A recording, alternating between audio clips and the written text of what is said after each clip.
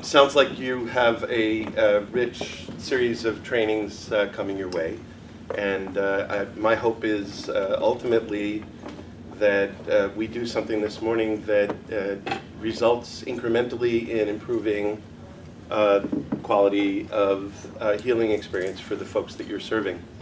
How many of you, just a show of hands, are involved in direct care? Any clinicians in the room? Any nurses in the room? Any administrative staff in the room? Anybody, any categories I'm missing? Care coordinator. Okay, so how many care coordinators? Okay, that's the greatest number. Thank you very much. And all of you are at the beginning of your work experience? Yes. Not all of you, some of you. Mm-hmm. Gotcha. Okay. So today we're going to talk about trauma-informed care. And I thought what would be most useful would be discussing sort of setting the table for the work that we do. What is the context that's needed in order to meaningfully provide trauma-informed care? And that will be the first part of what we're thinking about together. And in the second part, we'll drill down a bit on the specifics of the clinical service. For that part, one of my colleagues at BAMSI, Danielle, an intensive care coordinator, Danielle Minahan, is going to join us, and we'll do a case discussion. I'm very happy to have you all ask questions along the way, so don't hold your fire. I understand that there's quite a bit of expertise in the room, and so if you have input or thoughts that you think will help contribute to the conversation, don't hesitate to offer those as well. So not just questions, but any comments that might supplement what we're thinking about together. So, having said that, here's sort of the central construction of what I'm wanting to get across to you today. First of all, trauma in an evidence-based fashion can adversely affect brain function. And that includes having an effect on the anatomy of the brain. So that the brains of folks who have experienced complex trauma literally look different on imaging studies than folks who have not experienced trauma. This impaired brain function, and by the way, it doesn't always happen, so a good topic for another day is why is it that some folks can experience quite significant trauma but not go on to develop PTSD symptoms, whereas others do. And I would say the convention in talking about trauma has this implicit assumption that it's always the case that there's impairment of function. When people are traumatized, but that's not actually the case. So we're talking about a subset of individuals who have experienced trauma. So the impaired brain function in turn can manifest in pervasive effects on the body, on thought, on emotion, which in turn can cause lifelong pathology. Third point. In other words, if you got nothing else out of this talk, this is really what I'm wanting to convey to you.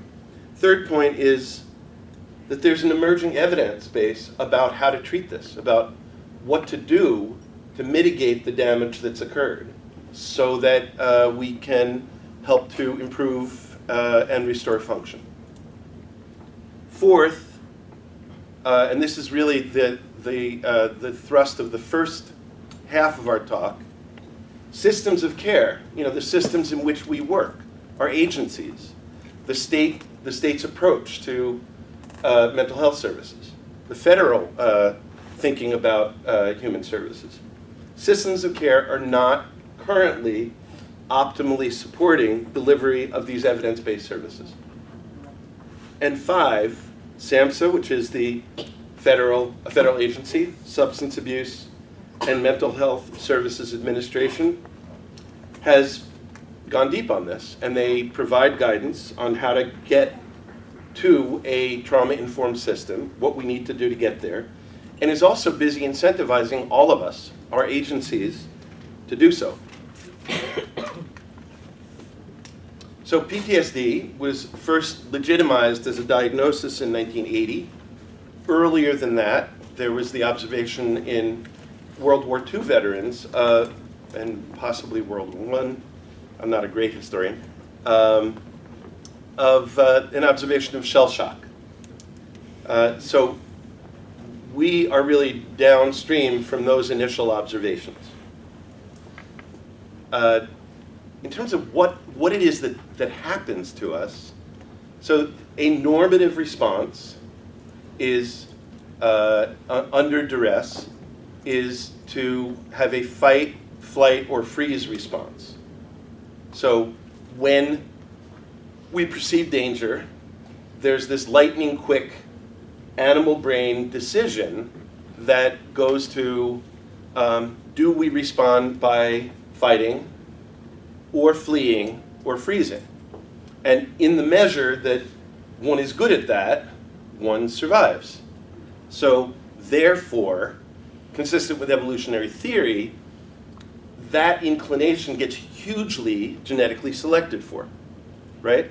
So those who are good at fight, flight, freeze survive. They go on to have progeny, so it gets transmitted genetically and selected for genetically. So, so this is a good thing.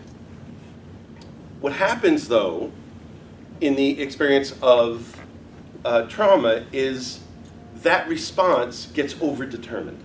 It gets stuck in the on position. And so, therefore, folks, when there's not actually danger, perceive there to be danger.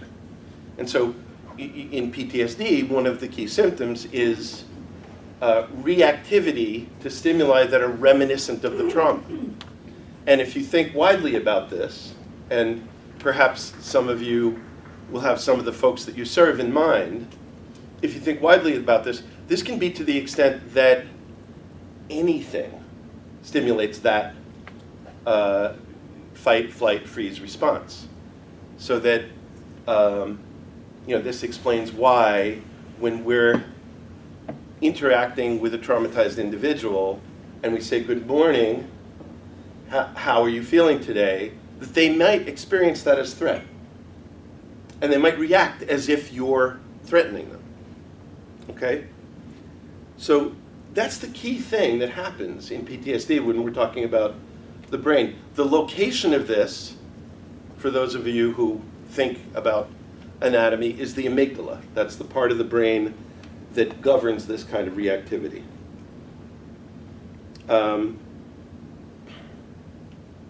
So that's sort of the key set of principles that I want you to be thinking about as we walk our way through this today.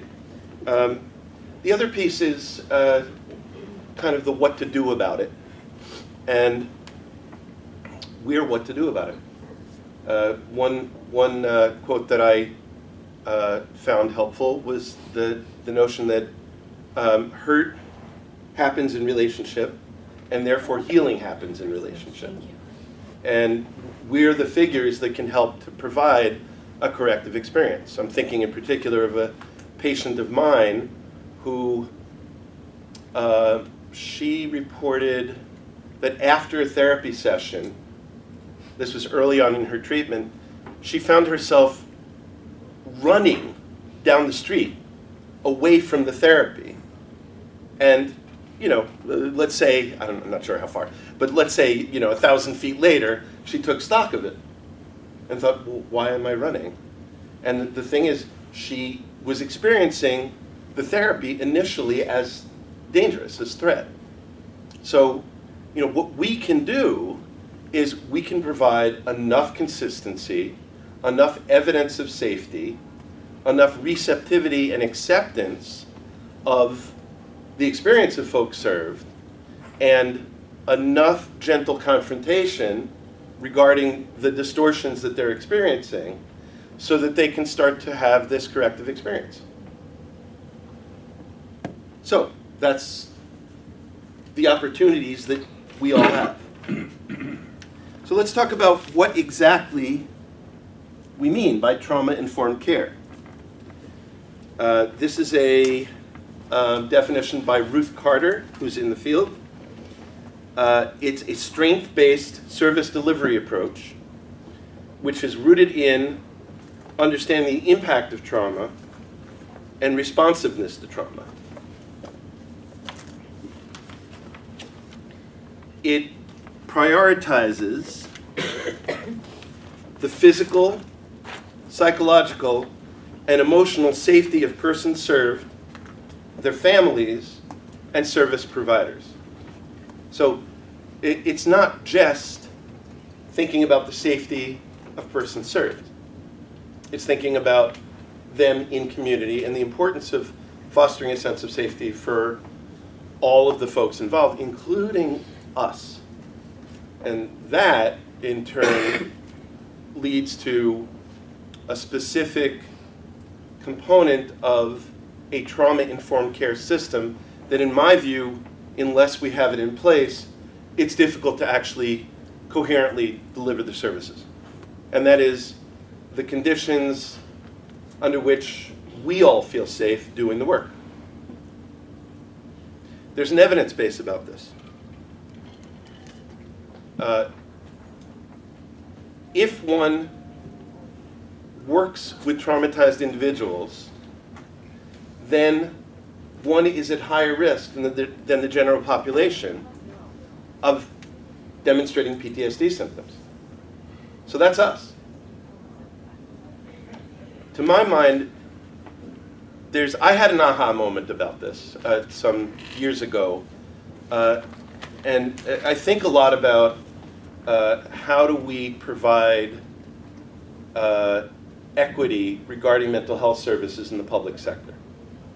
So, I think there's a class issue regarding delivery of mental health services. I think if we're looking at helping people rise up, that we have to figure out a way that we can deliver competent mental health services, so quality and access.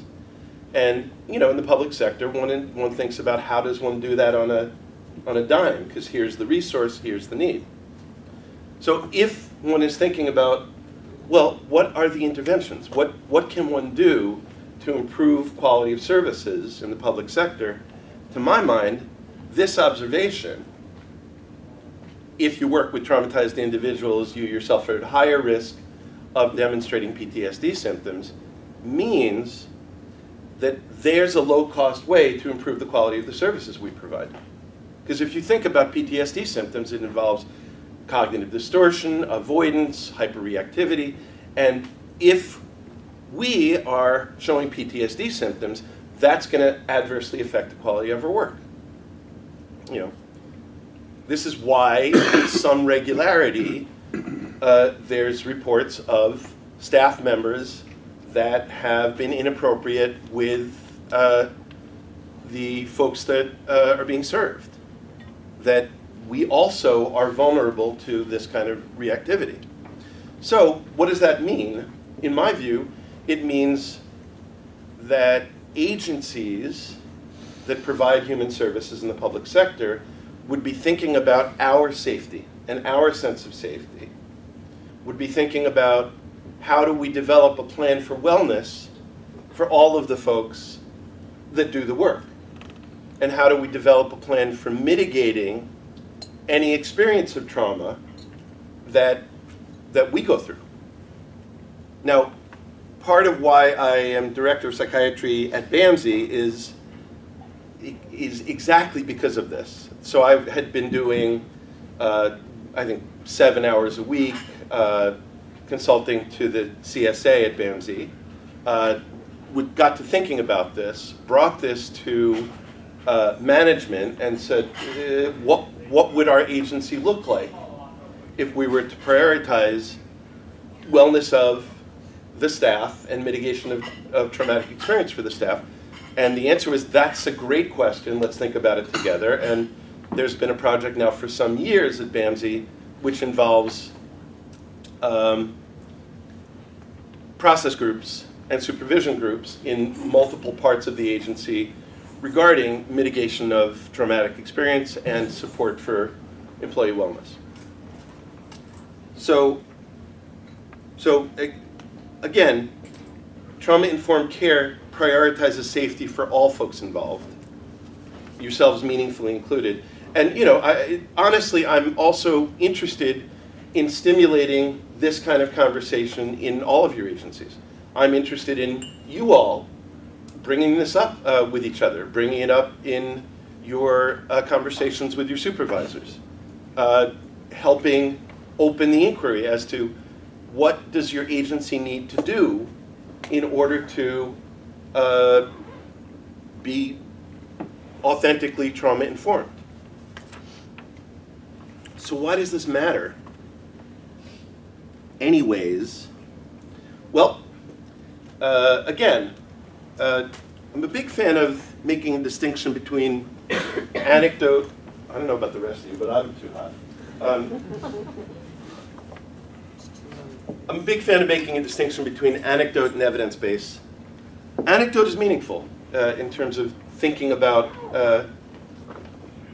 it's meaningful data. But bedrock is the evidence base. And there's a clear evidence base regarding a relationship between trauma and adverse health outcomes. And there's a clear evidence base regarding models for care of trauma. So therefore, we should be using evidence-based models to address trauma. So what does the research say about the effects of trauma? If you're exposed to traumatic events, you're at risk for engaging in subsequent behaviors that put your health at further risk. And that, in turn, can result in chronic physical or behavioral health disorders. There's multiple pieces of research that demonstrate this. I'm going to discuss in some detail one of the key pieces of research, which is the Adverse Childhood Experiences Study. So here's what they did. Participants were asked about 10 types of childhood trauma. Okay, there you see it. That's all they did. They said, did you experience this in childhood?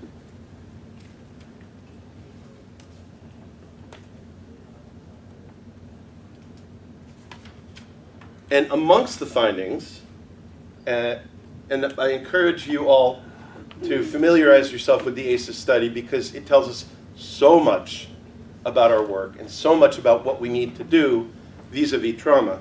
But here's what they found. Adverse childhood experiences have a dose-response relationship with many health problems, not just mental health. So, amongst the findings, compared to an ACE score of 0, which means somebody said, I had none of these experiences, having 4 of these was associated with a 700% increase in alcoholism, a doubling of risk of being diagnosed with cancer. Wow. And exactly. And a 4-fold increase in emphysema. All right. So these physical illnesses are issue from both nature and nurture. So you have genetic risk for cancer, but you also have environmental exposures that increase your risk. So when you're traumatized, you're less likely to make healthful decisions. So the food you eat, the amount of sleep you get, et cetera, is the mediating factor that results in this higher risk. Okay, so let's look at what that means. You just need 4 of these, right? So let's look at the most minor of them. If a family member is mentally ill and abusing substances, and parents are separated, and one has had emotional neglect, right? So That could be one parent is dual diagnosed, the parents separate, and there's emotional neglect as part of that family story, puts individuals at 700% increased risk in alcoholism, et cetera, et cetera. That's huge. I mean, to my mind, if we're not integrating that kind of information into our work, what are we doing? Other findings. An ACE score above 6 was associated with a 3,000% increase in attempted suicide. You see why I'm encouraging you to familiarize yourself with this study. And maltreatment and household dysfunction in childhood contribute to health problems decades later. So that's heart disease, cancer, stroke, diabetes. Thank you very much. I really appreciate that.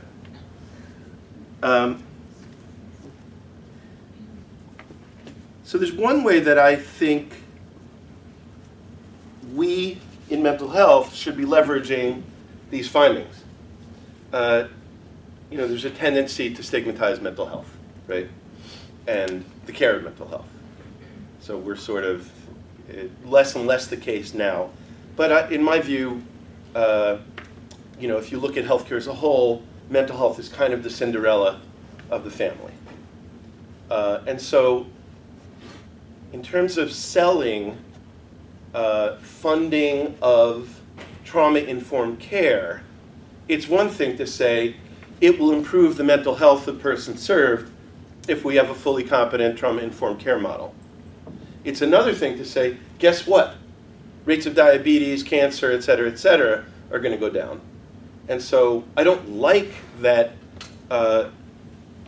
the mental health argument gets less traction, but it does.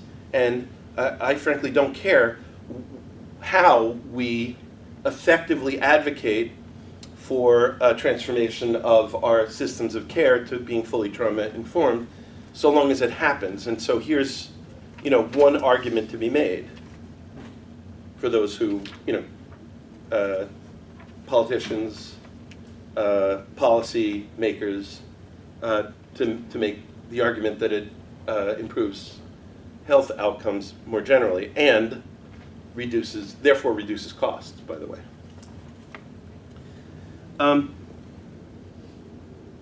None of that would really matter unless there was something to do about it, right? So if it was like bad news, bad news, bad news, sorry, we'd be done with our talk this morning. But the research evidence base makes it very clear.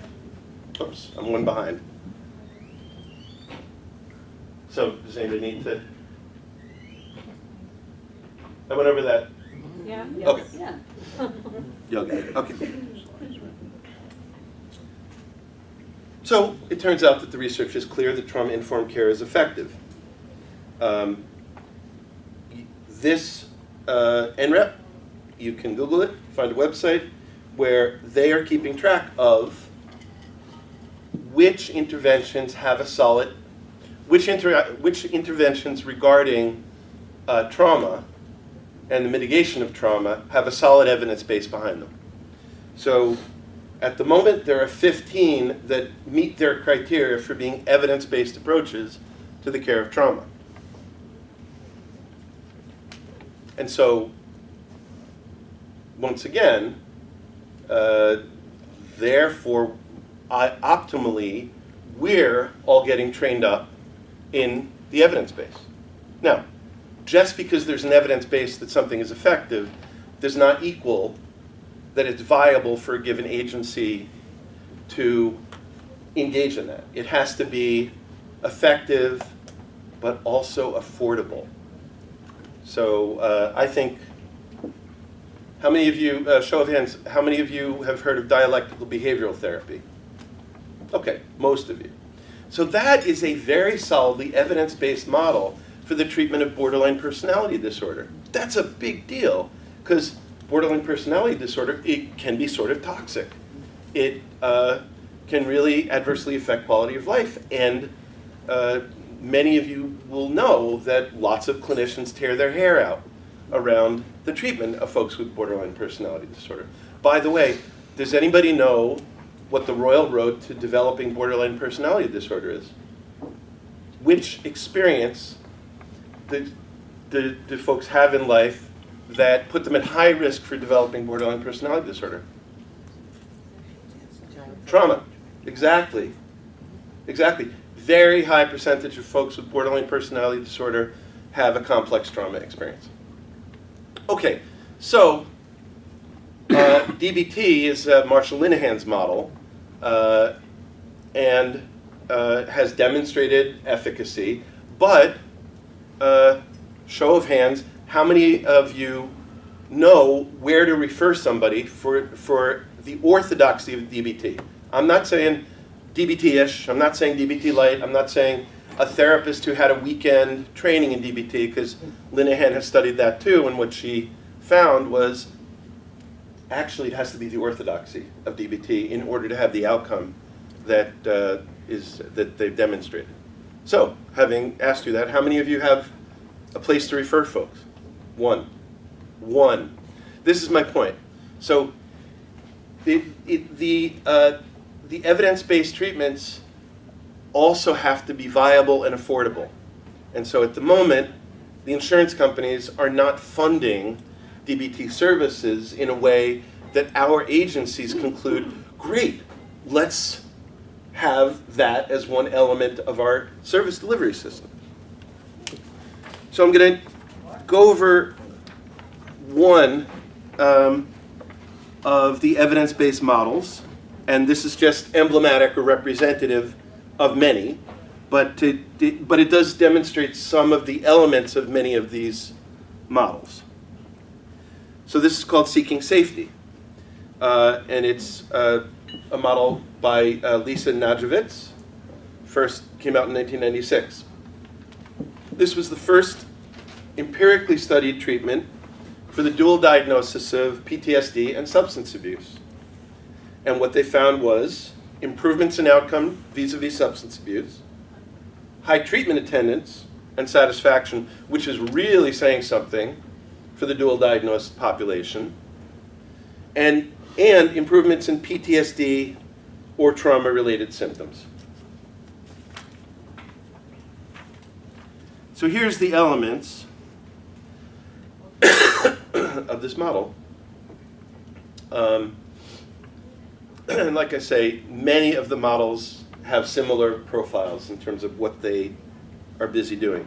So it's present-focused, focusing on coping skills. So it's not dynamically or psychodynamically oriented. No shade against psychodynamic treatment. I think actually that can be quite a useful treatment. Tough to develop an evidence base regarding psychodynamic approaches. That's the, let's think about the unconscious and your childhood experience and make meaning of it and think about how that's affected your relational inclinations in adulthood.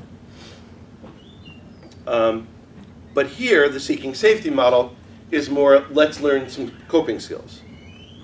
The treatment is integrated regarding PTSD and substance abuse.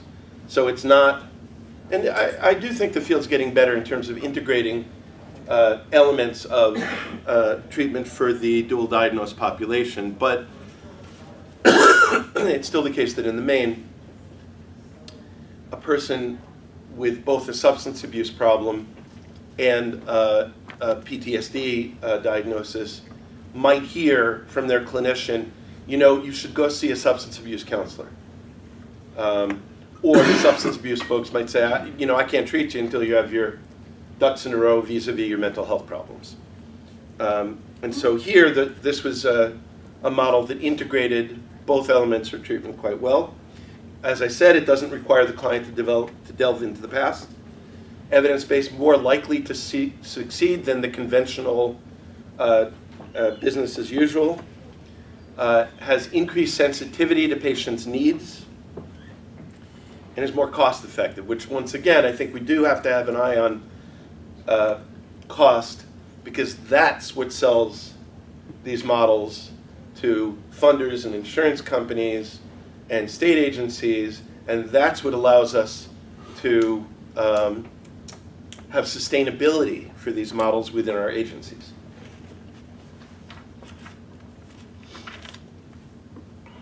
So other features regarding key elements.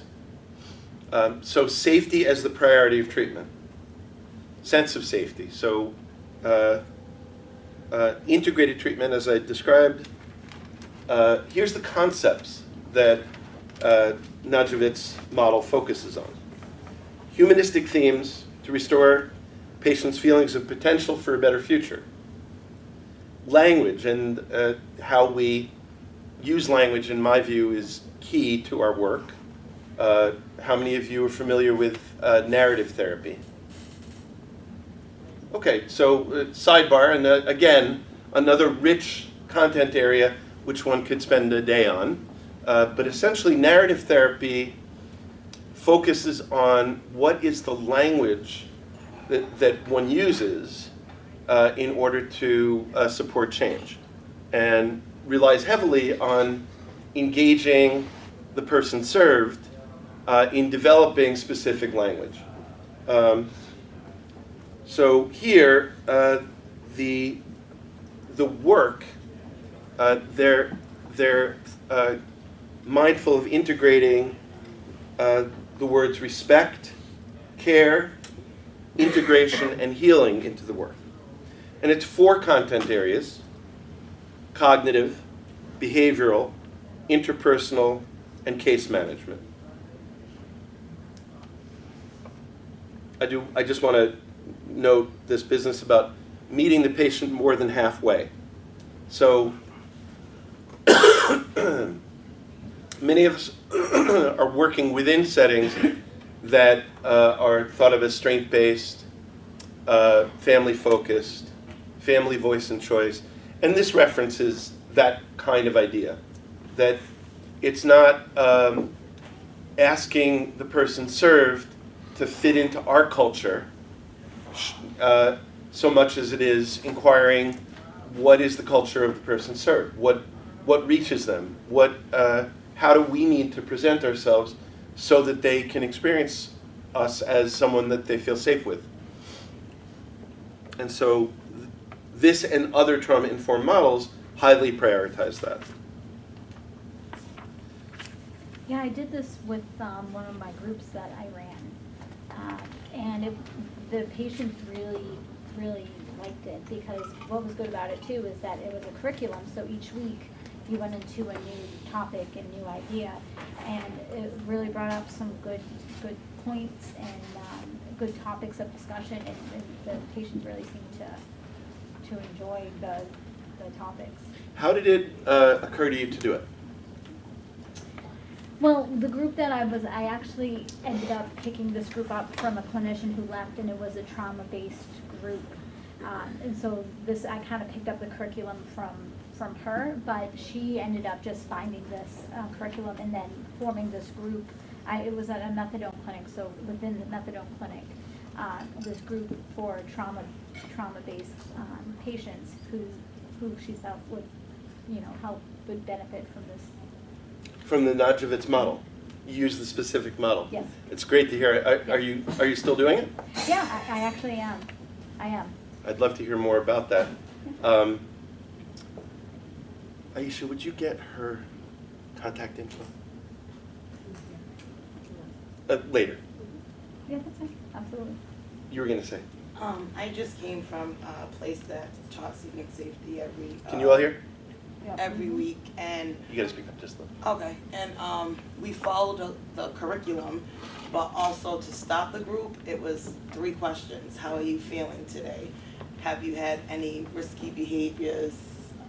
What coping skills did you use? So it was a group that the clients enjoyed because it gave them that time to express themselves, and if they had any issues or blew up, and what they did to, cope with it.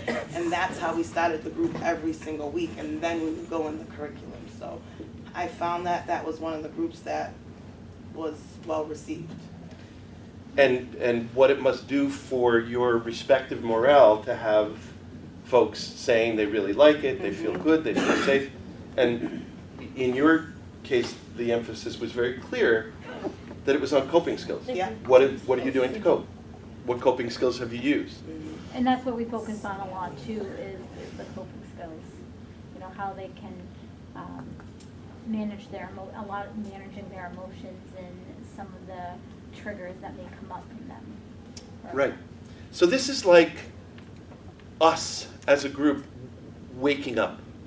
Really what I'm saying is evidence-based regarding damage as a function of trauma, evidence-based about what to do about it. Oh, we should be using the evidence base. So here, and I promise I didn't plant these folks, here you have people who are saying, yep, been using it, and it helps, people like it, and the quality of our work experience has us feeling, is it a stretch to say, hopeful? No, Yeah. absolutely. Okay. All right, so given all of these findings, evidence-based about damage, evidence-based about what do we do about it, our agencies, industry standard, no shade against our agencies, are not optimally set up to deliver the evidence-based models regarding trauma. So what do we do? What's next? Yeah, she got me too. We're going to spend some time on this. This is, in my view, government working well. So folks within SAMHSA have taken a look at what we're talking about and have said, gee, we really need to do something so that where the rubber hits the road, which is our agencies, direct care in communities, so that agencies are moving more towards trauma-informed models. So they have advice to us about this. And not only do they have advice to us about it, but they're trying to incentivize us to do so. So if you look for money for engaging some of these models, for piloting models, you will find that money. What it means is, somebody within your agency, and it can be anybody, quite honestly, looks up from business as usual, and that's hard because I know how busy we all are. But somebody looks up and says, you know what, maybe we can do better. Looks for funding, finds a grant, applies for the grant, hopefully gets the grant, pilots the model, thinks about sustainability. Okay, once the grant money goes away, how are we going to keep it going? That's how we move from point A to point B. Lather, rinse, repeat. Do it again, do it again. So, here's SAMHSA's concept of trauma and guidance for a trauma-informed approach. Addressing trauma requires a multi-pronged, multi-agency, public health approach, inclusive of education, awareness, prevention, early identification, and trauma-specific assessment and treatment. SAMHSA goes on to say what we know, which is public institutions and service systems that are intended to provide services and supports to individuals are often themselves trauma-inducing. So think, for example, about how many of you know about Massachusetts Restraint Reduction Initiative? All right, so within the past decade, the state took a look at the use of physical restraint in mental health settings and came to the conclusion that it was vastly overused. The state took the position that, at least in the child-serving component of service provision, they took a position that restraint should never be used. Now, that's a bit of a controversial position, and I, frankly, have some questions about that. For example,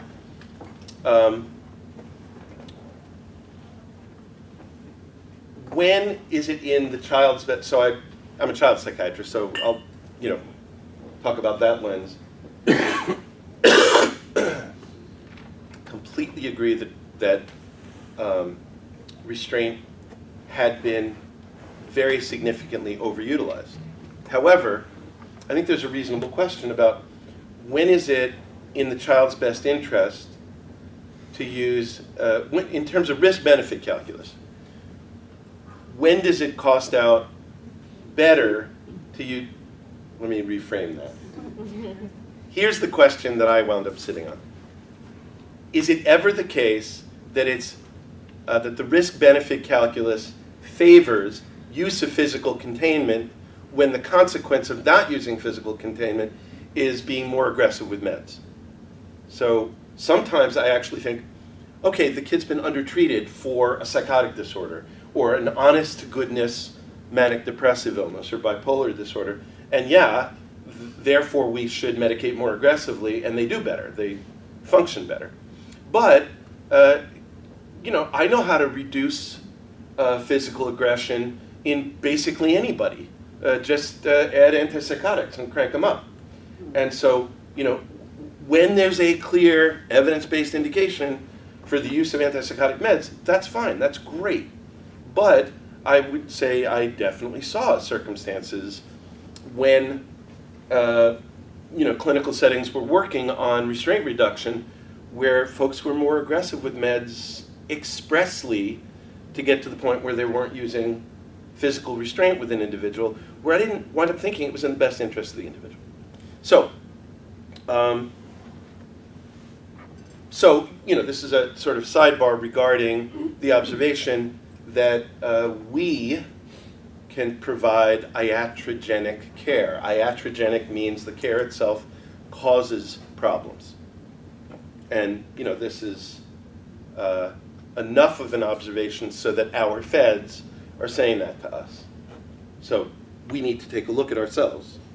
So the goal is to build a framework that helps systems talk to each other, to understand better the connections between trauma and behavioral health issues, as we've been talking about this morning, and to guide systems to become trauma-informed. So they have some recommendations. They have a cookbook.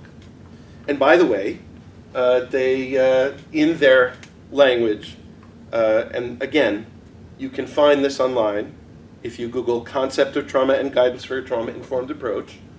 In that material, they have a shout out to a number of states, but including Massachusetts, regarding the Child Trauma Project, and as described here. So, apropos of what do we do now? This is at a systems level, okay? We'll talk later about specific clinical work vis-a-vis trauma-informed care. So one, engage in opportunities to build systems of care that engage in trauma-informed practice. So as I said, SAMHSA is funding programs that are piloting evidence-based treatment of trauma. At BAMSI, a number of our clinicians have gotten training in trauma-focused CBT, which is one of the evidence-based models. And Aisha, do you remember where the funding was from on that? It came from MACA, which oversees the child advocacy centers. So there you go. For those of you who are inspired, I gave you a website.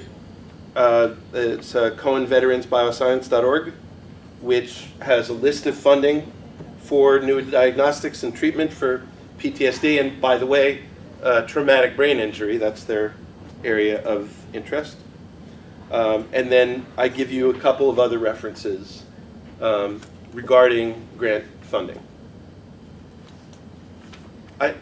This is how we'll make the change. That our agencies will say, great, let's secure the funding, let's pilot these models, let's think about sustainability. They must have had a good PR person involved because they broke it down into snappy little ideas. So the 4 R's in terms of a process of transitioning to a trauma-informed model. Starts with realizing the widespread impacts of trauma and understanding potential paths for recovery, which is really what we spent the first part on. Here's the impact, here's the ACEs study, here's the evidence base that there's models for getting to recovery. recognizing signs and symptoms of trauma in clients, family, staff, and others involved in the system.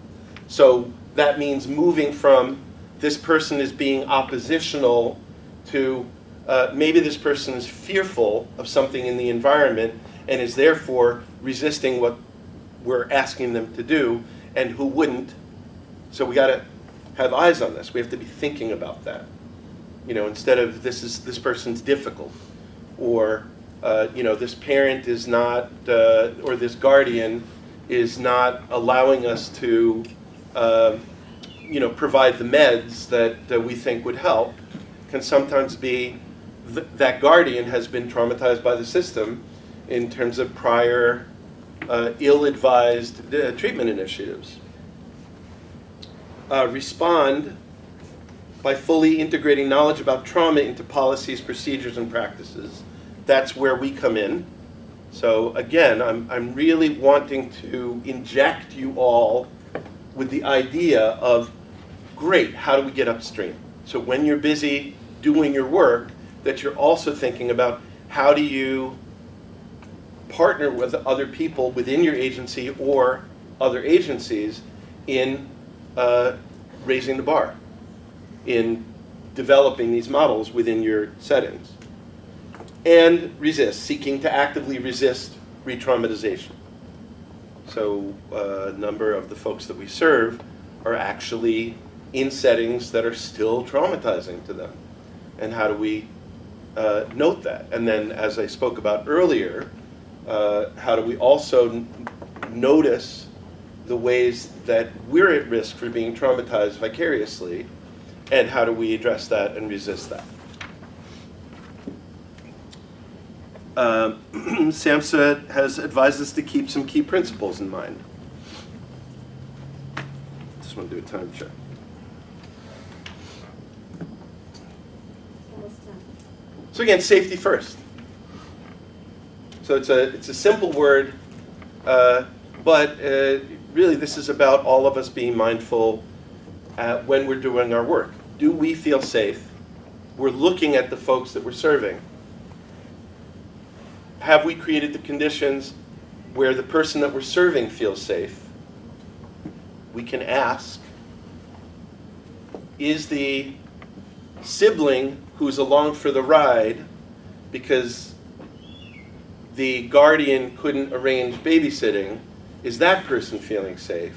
What do we need to do so that there's a comprehensive sense of safety in the treatment environment? We have to come across as trustworthy and transparent. So how do we need to present so that the folks we're serving will say, yep, I trust you? That's no small matter. I talked about earlier how PTSD can lead to actually everything being a trigger, just relationship being a trigger for feeling traumatized. And so what is it we need to do in our own selves? How do we extend ourselves so that the person feels safe? I think it's, and vis-a-vis transparency, I think it starts with saying, I'm interested in you feeling safe. Could you let me know what we need to do so that you feel safe? It involves thinking about the physical plan. So, for example, standard Pearl in our field is if you think somebody is struggling with PTSD or paranoia, by the way, that you don't want to sit between them and the exits in the setting that you're serving them. You want to create a setting where they have easy access to leaving if they need to. And that, by the way, increases your safety. Because if somebody needs to leave and they're panicked and you're in their way, you're at risk for being aggressed on, right? Another key principle is peer support. How many of you work in settings? Well, I know the ICCs will say yes, but show of hands, how many of you work in settings where there are peer mentors or family partners?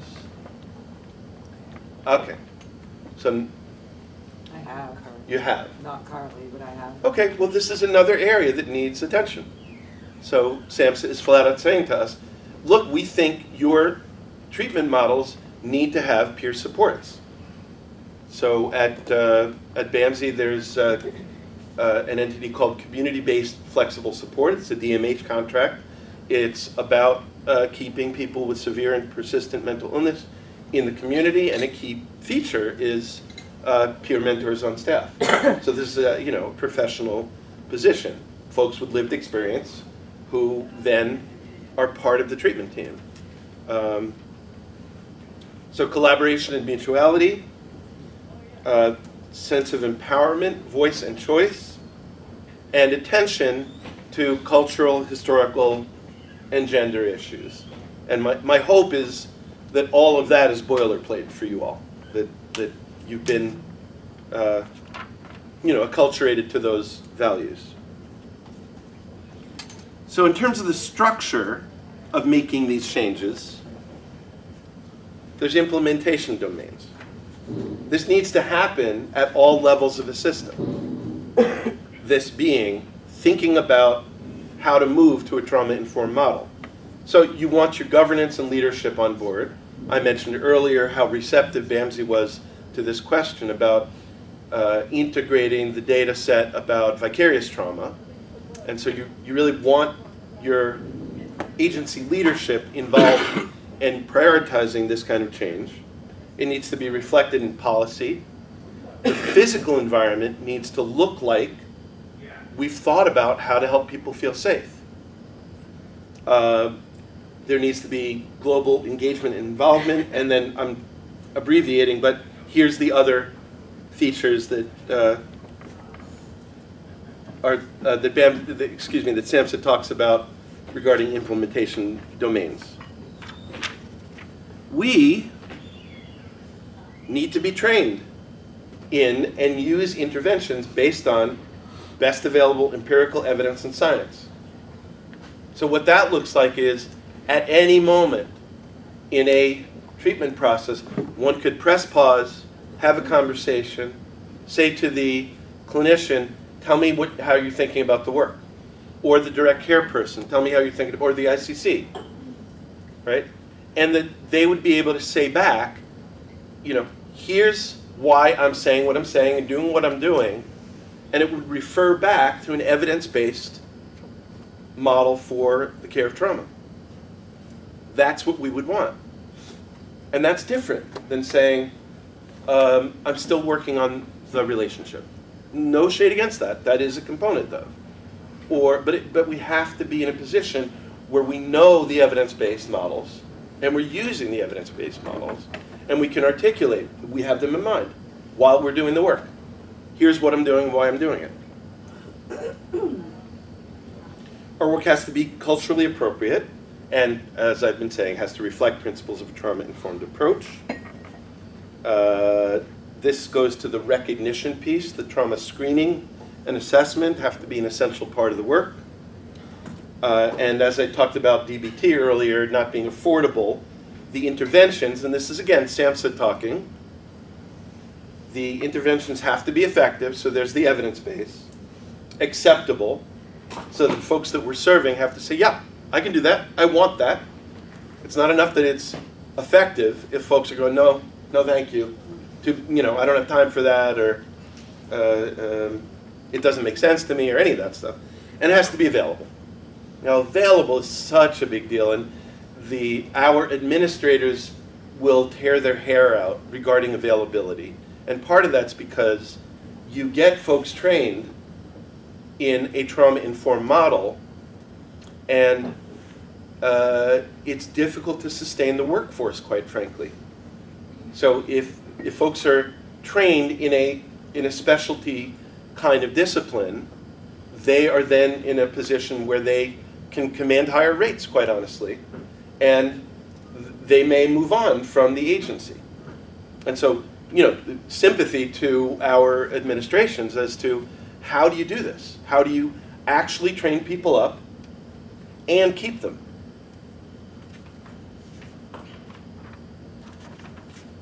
So I want to leave this part of the, I want to pivot this part of the talk. So this was so far about changing systems of care, and now we're going to drill down on the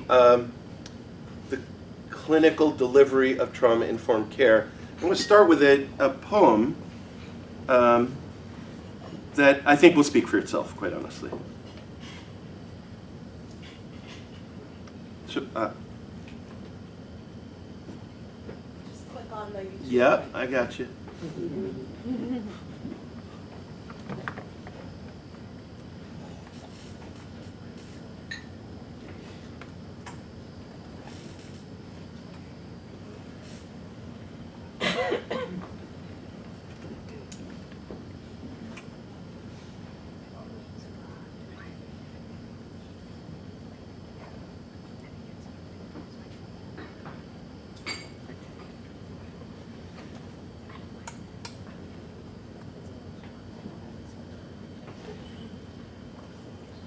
For a few years now, I've been wanting to write a poem on this subject, and I've struggled with depression and anxiety throughout my life, and had a lot of times in my life where it's been hard for me to stay alive, and I realize it's interesting how much shame that brings up in me, even to just say that, not within the context of a poem, but it's true. And when the It Gets Better campaign started, and I was so pumped about the message on some days, and some days not so much, because for me personally, somebody telling me it's going to get better is so comforting in some moments, and in some moments I need to hear, like, it sucks right now, so what are we going to do? And so this is sort of something on that subject, and thank you all for being rad. And, you know, I'd throw some big words at you if I had them, but rad is what I got, and that fits you.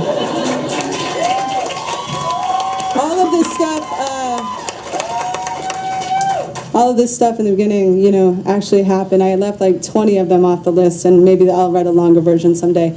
Okay. The nutritionist said I should eat root vegetables. Said if I could get down 13 turnips a day, I would be grounded, rooted. Said my head would not keep flying away to where the darkness lives. The psychic told me my heart carries too much weight. Said for $20 she'd tell me what to do. I handed the 20, she said, stop worrying, darling, you will find a good man soon. The first psychotherapist said I should spend 3 hours a day sitting in a dark closet with my eyes closed and my ears plugged. I tried it once but couldn't stop thinking about how gay it was to be sitting in the closet. The yogi told me to stretch everything but the truth. Said to focus on the out-breath. Said everyone finds happiness if they can care more about what they give than what they get. The pharmacist said Klonopin, Lamictal, Lithium, Xanax. The doctor said an antipsychotic might help me forget what the trauma said. The trauma said, don't write this poem. Nobody wants to hear you cry about the grief inside your bones. But my bones said, Tyler Clemente dove into the Hudson River convinced he was entirely alone. My bones said, write the poem to the lamplight, considering the riverbed, to the chandelier of your faith hanging by a thread, to every day you could not get out of bed, to the bullseye of your wrist, to anyone who has ever wanted to die. I have been told sometimes the most healing thing we can do is remind ourselves over and over and over, other people feel this too. The tomorrow that has come and gone, and it has not gotten better. When you are half finished writing that letter to your mother that says, I swear to God I tried, but when I thought I'd hit bottom, it started hitting back. There is no bruise, like the bruise loneliness kicks into the spine. So let me tell you, I know there are days it looks like the whole world is dancing in the streets where you break down like the doors of their looted buildings. You are not alone, and wondering who will be convicted of the crime of insisting you keep loading your grief into the chamber of your shame. You are not weak just because your heart feels so heavy. I have never met a heavy heart that wasn't a phone booth with a red cape inside. Some people will never understand the kind of superpower it takes for some people to just walk outside. Some days my hot smile looks like a gutter on a falling house, but my hands are always holding tight to the ripcord of believing a life can be rich like the soil, can make food of decay turn wound into highway. Pick me up in that truck with a bumper sticker that says it is no measure of good health to be well adjusted to a sick society. I have never trusted anyone with the pulled back bow of my spine the way I trust the ones who come undone at the throat, screaming for their pulse to find the fight to pound. 4 nights before Tyler Clemente jumped from the George Washington Bridge, I was sitting in a hotel room in my own town, calculating exactly what I had to swallow to keep a bottle of sleeping pills down. What I know about living is the pain is never just ours. Every time I hurt, I know the wound is an echo, so I keep listening for the moment when the grief becomes a window, when I can see what I couldn't see before through the glass of my most battered dream. I watched a dandelion lose its mind in the wind, and when it did, it scattered 1,000 seeds. So the next time I tell you how easily I come out of my skin, don't try to put me back in, just say here we are, together at the window, aching for it to all get better, but knowing there is a chance our hearts may have only just skinned their knees, knowing there is a chance the worst day might still be coming. Let me say right now for the record, I am still gonna be here, asking this world to dance even if it keeps stepping on my holy feet. You stay here with me, okay? You stay here with me, raising your bite against the bitter dark, your bright longing, your brilliant fists of loss. Friend, if the only thing we have to gain in staying is each other, my God, that is plenty. My God, that is enough. My God, that is so much for the light to give. Each of us at each other's backs, whispering over and over and over, live, live, live.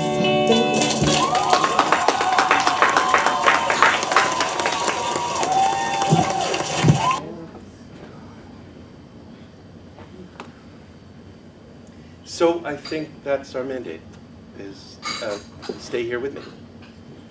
And that, For a few years now, I've been wanting to write a poem on this subject, and I've struggled with depression and anxiety throughout my life, and had a lot of time. so having said that, I mean, this is, for me, this is representative of the voice of the folks that we're serving. And I think if we do nothing more than keeping that solidly in mind, what the experience is like, that sometimes it's not about saying it'll get better, that the key experience is relationship. Just be there, just stay here with me, and be receptive to the language that I'm going to use regarding my experience, then, as she says, that's enough. So, having said that, we're now going to turn our attention to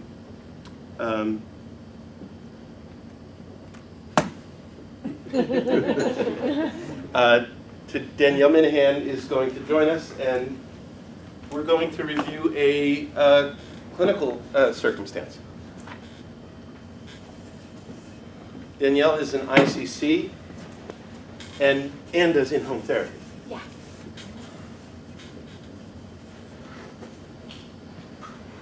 Can we turn this up?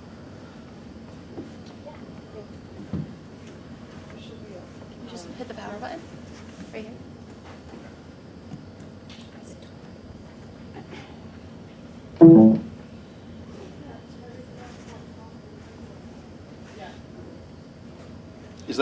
Is the light gonna go off? Yeah. Okay.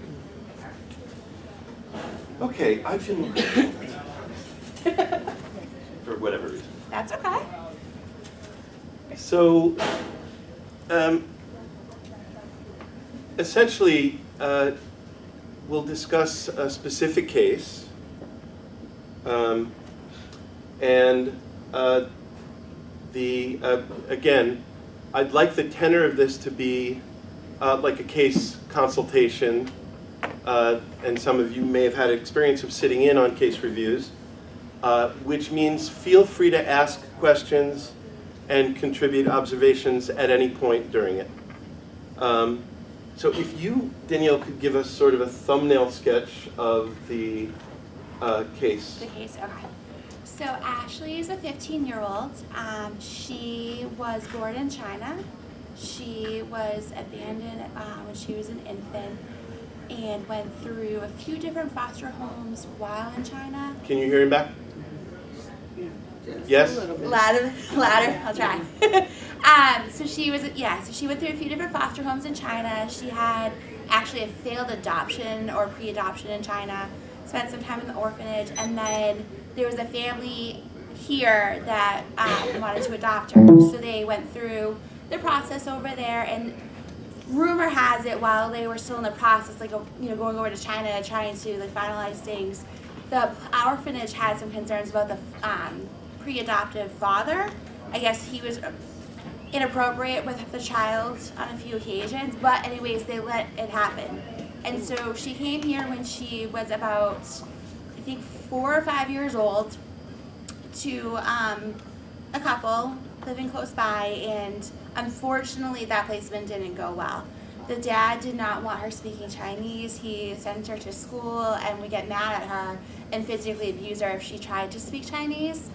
If her grades weren't good enough, he was abusing her. Eventually, the school, I believe, found out, filed a 51A, and she got pulled from that home. When you say he was abusing her, what do you mean? Physically abusing her, hitting her. If he came home from work and found out she had gotten a bad grade, he would pull her out of bed to abuse her for not doing well enough for him. So she got pulled from there and somehow ended up with one of their parents. So the same adoptive family, but a different home. And they couldn't manage her behaviors at this point. So she ended up in foster care. She ended up actually in her current home. She was there for a few years as a foster child. Mom had adopted 6 children prior, so she wasn't wanting to adopt again. But she also was okay with her just staying there. But DCF felt, she's still really young, let's find her forever home. So there was a family out in Ohio that had adopted 2 Chinese girls already. They wanted to take Ashley. They came over, met her once or twice, and within the next week, she was flown out to Ohio. Things didn't go well there. They, again, were physically abusive. They said she was psychotic and had her meeting with a psychiatrist and on some serious medication for 5-6-year-old at the time. She kept telling her, you're such a bad older sister, you're not setting a good example, and so she would get in trouble for that. So about 6 or 7 months into living with them, they called the previous foster mom, where she is now, and said, I can't do this, we don't want her. And so DCF was going to find her a new home. This current placement was absolutely not. If she has to come back, she's coming back to her home, and they fought. And so she has been there with them for the last 4 or 5 years.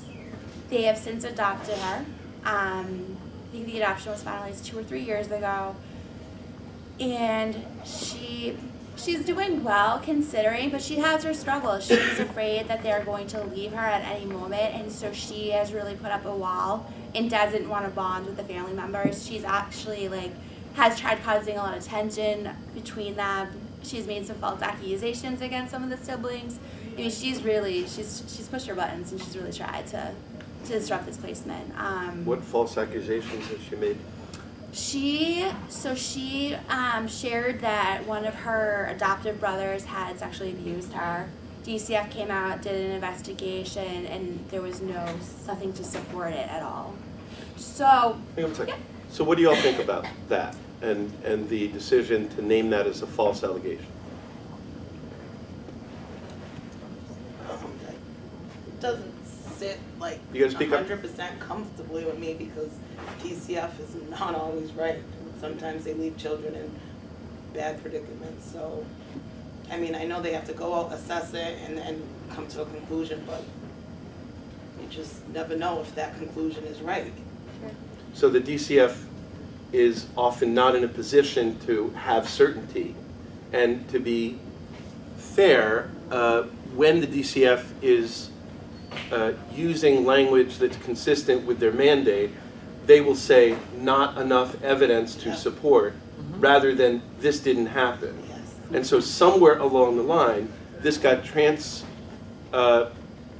translated to false allegation, and we don't know where that happened. But when we're thinking about being culturally mindful of this young girl's experience, we want to think about what that must mean to her to hear the term false allegation. Yeah.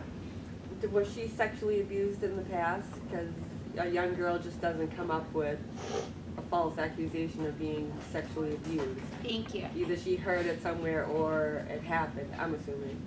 We don't know. We suspect that maybe something had happened either while she was still in China or when she first came here.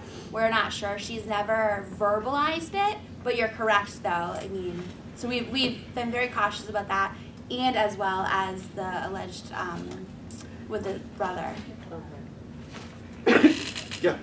It kind of sounds like this is all she really knows, is that her behaviors are getting her rejected almost by these different families, and that's kind of what she's used to. So it kind of seems like this is the one family that's not necessarily rejecting her. So the level of her behavior is kind of increasing. What might have went from, oh, let me tell a little lie on my sibling, well, that didn't get me kicked out. Let me say he sexually abused me. See if that gets me kicked. It seems almost like it's rising and rising to get that level of they need to reject me, but they're not. That's a great thought. And two comments off of that. I see you. Just that one moment.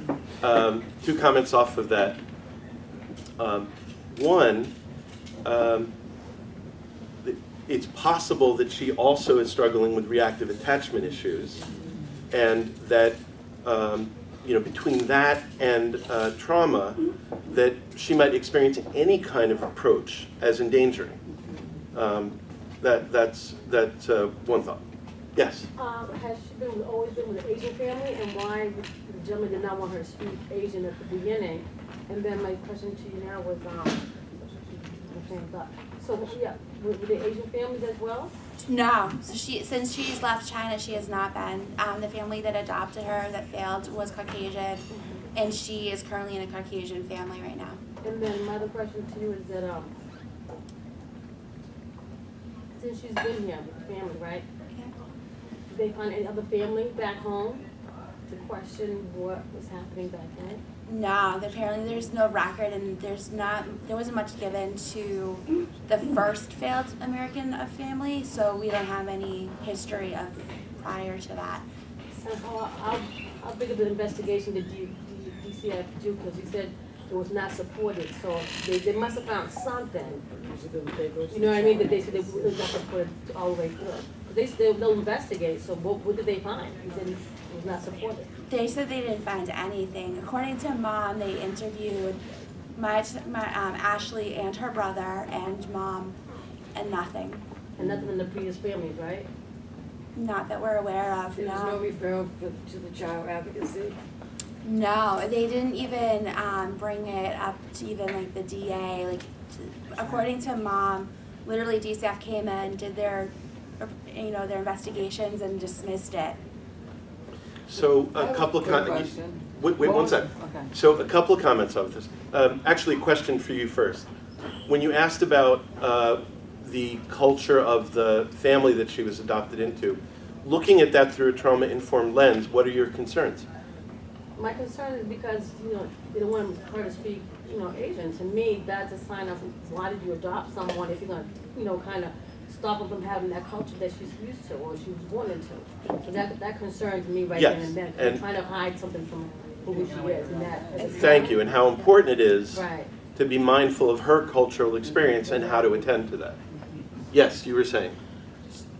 Was there any research done on the adopted brother's history?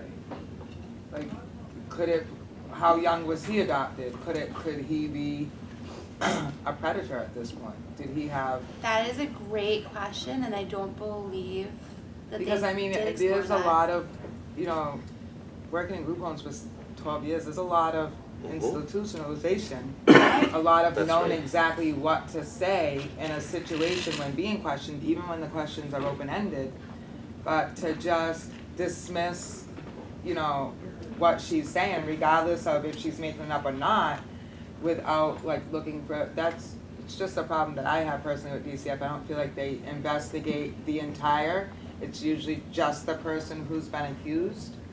Do you know what I mean? No, I agree with that. Or So the that's- person Should be doing the everyone. accusing is what I mean, and not so much what's his history. So Because that- I've seen young predators. Thank you. That incorporates, I think, 3 values that we've been talking about. One, in a very real way, you can arguably bring that back to the case and ask questions about that. Right. So there's this value of us thinking about the work in community and coordination. So here's a moment where you arguably contribute to the well-being of this individual just by this work that we're doing together. That's one. 2, you're emphasizing the importance of sense of safety for all members that It's are not involved in the just case, her. including this point. Exactly. There was a third, but I forgot. And also, I think what happens in working in an acute psych unit is sometimes the inherent behaviors of the patients inform the quality of care they receive. So somebody who's sort of, the borderlines, I'm gonna say as an example, they come up with issues, accusations, concerns, and they're sometimes minimized. And I think with this patient, with this client, she was constantly in issue and behavioral issues, and I think sometimes, I've seen it happen. I hate to say that that it does exist, but I think sometimes it minimizes the help that they receive based on their experience. This is a key observation. So there's lots of behaviors people engage in and things that people say that naturally will call into question their credibility. But the thing is that if one is traumatized, one is at risk for engaging in those kinds of behaviors or words. And so it sort of bends the mind to imagine that we would then prejudge, that we would then say, okay, well, they have no credibility. The thing is, just because someone may have actually made a false allegation does not equal that every time they're making an allegation, it's a false allegation. That's number one. Number 2, we already know that folks with trauma will experience aspects of the environment that are not in fact endangering as endangering. So this is, so you may have, let's just say, a person who's traumatized may come by making a false allegation. They may come by it honestly. As in, they may really be experiencing something as threat. That's second point.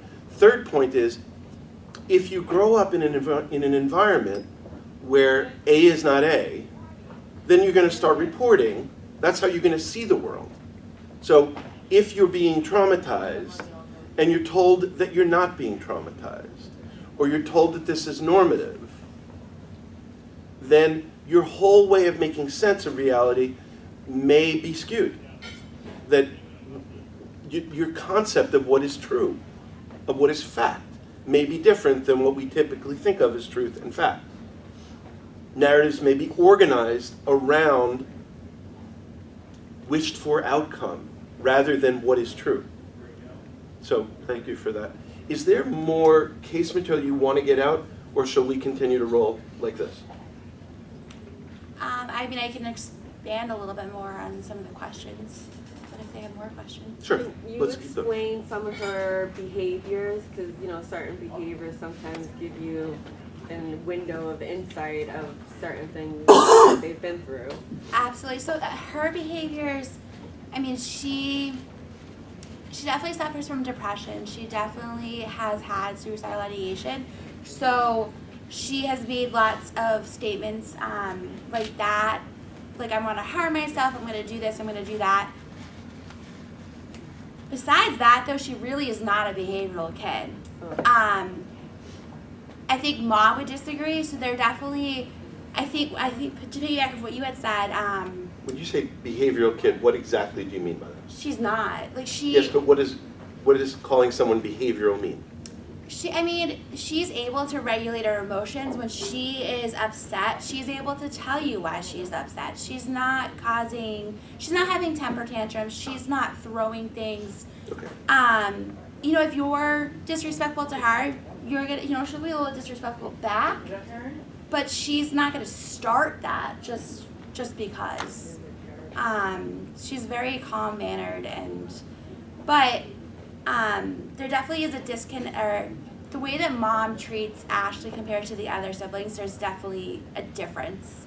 I think you guys said it before, like, because Ashley has, threatened to harm herself before, because she has tried to see how much she can get away with, or whether she's trying to get kicked out of the house or not, mom definitely is overwhelmed and easily frustrated with her. She definitely has more patience for the other children.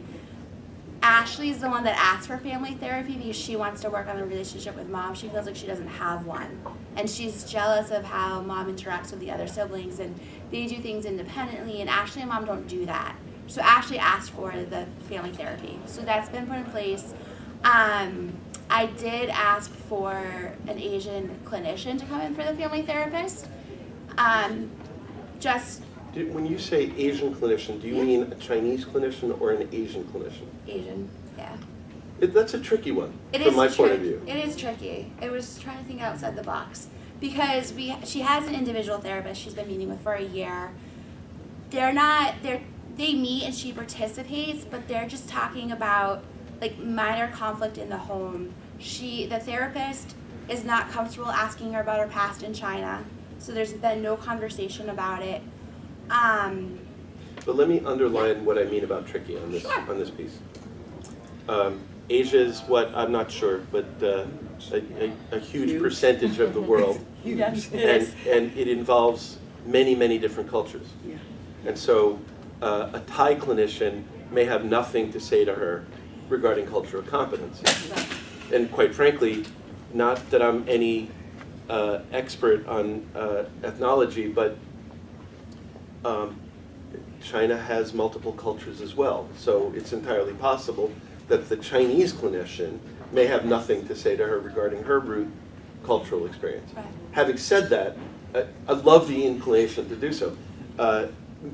More to the point, I've had lots of experience of, a Haitian patient saying, my experience has nothing to do with the African American experience. And so, naively, we may assign a black clinician to a Haitian individual, and they may look at it and go, what does this have to do with me? So when we're thinking about cultural competence, we really have to drill down on exactly what we mean. Yes? Was there a hand up back there? Oh, no, they disrespected. Oh, okay. What I was gonna say to you, right, how old is she again? She's 15. She's 15 and When both did she homes, come? right? That we are aware of. She's been in three since she came to America, and we believe she was in a few in China, and then the orphanages in China as well. So she's having an issue with her siblings and the parents. Correct. And out of the parents, who she's having more Well, it's just mom. It's just mom. It's just Okay. mom. Yeah. And this is the longest home she's been in? In Yes. return, right? Yes. Okay. So my question to you again, so the mom wanted her back. The mom. Yeah. Did you guys find out why? It's her concern she wanted to help her out, but yet something else, another reason why she wanted her back, as opposed to the first time when she sent her away? So she didn't send her away. Oh, okay. So she didn't send her away. DCF found a pre-adoptive home in Ohio that had adopted. So it wasn't mom saying, "Oh no, she needs to leave." It was DCF wanting to try and find forever home. And once that disrupted, mom was like, "Well, I don't want her back in any home. We want to have her. Like, she was here for a few years. We want her back." Is this the home with the other 6 siblings? Yes. Okay. Yes. You've had your hand up for me. Sorry. How old was she when she was brought to? I believe she was 5 or 6. So that's like, But it's hard because here's the other interesting piece. They changed her age when she came over to America. So What? they changed her. Yeah, it's common. So they said she was like 2 years younger than she truly is, and so. And what Ashley remembers is Ashley remembers having a summer birthday, but now her birthday is in December. And so we haven't had that conversation with her because how do you tell her, Ashley, you might be 17, you don't really know. Like, your birth certificate in America says you're 15. I'm just curious how much of her culture she actually remembers. Right. So I don't know, that's a good question. So a mom has had her go to like Chinese classes, And according to mom, her behaviors have gotten worse, like more like an attitude after she's gone. So mom has pulled her from that. Maybe it's like she almost doesn't know that. That's like foreign to her now. Right. Or And that's it's a trigger. possible. That's what I mean. Yeah. It's definitely, it's foreign to her. She PTSD trigger. completely Yeah. blocked that Yeah. out now. Or even PTSD, Yeah. if she was sexually abused and it did happen in China. Or 'cause they physically. were scared to Right. address, you know, her This- time there. Great stuff. I mean, Yeah, you're thank really you. addressing sort of what needs to happen so this girl feels safe, Yeah. and what are the environments in which she can feel safe. I came to this country when I was about 7 years old. I barely remember some of, you know, it was up back home, so I can imagine, she doesn't remember anything. If she's going through trauma, there's definitely nothing that she, you know, it's probably pieces by pieces, you know what I mean? Right. I was having a conversation with my mom yesterday, and she was telling me a story about, I probably was about 3 years old. I don't remember the conversation, I was 3, but I remember tiny bits of, you know, Yeah. lights of here and there conversation, but I can't tell you the story of what took place. So to go and say, oh, she needs to see a Chinese therapist or this and that, Well, you're right, so- she has no clue. Back to the family therapist who is Asian, she actually had started to discuss some of the things she does remember in China. Good. So she remembers parts of being in the orphanage. She remembers being with a grandmother over there. Again, she's not sure how the grandmother was related to her, but she called her grandmother. So she does remember little bits and pieces, but she wasn't, I guess my thought was, well, one, I know the clinician, I know her work, she does really good work. She has experience working with children that are adopted. She happens to be Asian. Ashley's Chinese. So maybe that was a little far-fetched, but they are working on stuff that she does remember, and they are working on trying to get Ashley to feel safe and comfortable and to realize like this can be her forever home if she wants it to be. Yeah. And I think that's honestly the most important thing that you can do for this girl. I adopted a 2-year-old, and even at that age, from birth, he's been through a lot of trauma. He's been neglected, he's been abused. Did you say you adopted too? Yes. Uh-huh. How So- old is your child now? He's almost 4, so he was 3.5. And so through that year, I mean, we even see behavioral things with him where he'll say things such as, if I'm going to leave the house, now I'm not going to have a mommy or a daddy, and just kind of reassuring him that we're going to come home, like we're never going to just leave you, like this is your forever home, this is, and just giving him, when he gets those behavioral issues such as acting out or things like, just kind of giving him that unconditional love, and just knowing that he's not going anywhere. Like this is, no matter what you do, no matter how you act out, we still love you. We're here for you. Yes. This is a question regarding trauma experiences and memories. Aren't they made differently than just benign experiences? Say that again? How are trauma experiences stored as opposed to like just benign experiences? Because I don't really remember much of my childhood. It's just kind of, Yeah, so well, nothing really traumatic. uh-huh. But are they stored differently? Do they just sort of pop up at different times? I can say a few things about this. One, there's one of the adaptations in trauma is to dissociate and not remember. And so there's that there may be sort of compartmentalization of experience in a way that it's not available to conscious memory, but still affecting behavior and still affecting experience of the environment. And that explains why sometimes people will describe a flood of memories returning. And by the way, that's also why we would be wise to be quite thoughtful about our treatment approaches, because there are times when it's not actually in the best interest of the person served to suddenly be confronted with their trauma experience. So, sometimes we want to ally with a person's defenses. And so I think the field is advanced so that I hear less of this these days, but I used to hear quite a bit of young, eager clinicians saying, we got to get to the trauma, you got to talk about what happened. And sometimes that's indicated, but the ground has to be laid. A person has to have capacity for regulating their emotional state. for example, is one precondition to being able to do that kind of work. And so, you know, we talked earlier about iatrogenic pathology, sort of the system of care causing problems, and that's one kind of example of that, where you know, a person can suddenly be flooded because the clinician is urging them to do the work and talk about the trauma, and you know, that can itself be traumatizing. You know, when we're working with, and I'm going to come back to your question about memory in a minute, but when we're working with traumatized individuals, it's very important that they have a sense of authority about what the work is. So it's their hand on the valve. You know, only this much work directly on the trauma today, thank you very much. And, you know, as providers of care, we need to be one step behind them on that, standing in support of them regulating the material. And a variant of that is there are some traumatized individuals who will just spill.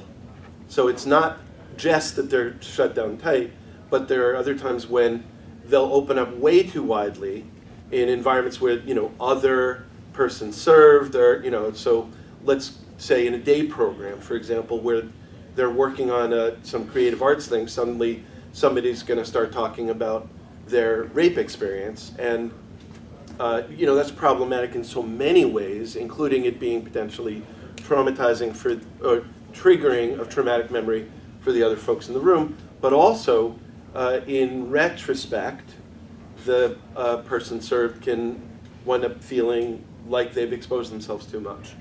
So not only do we want to stand in support of them regulating, but sometimes we want to advise them to pull back. Other features regarding memory. So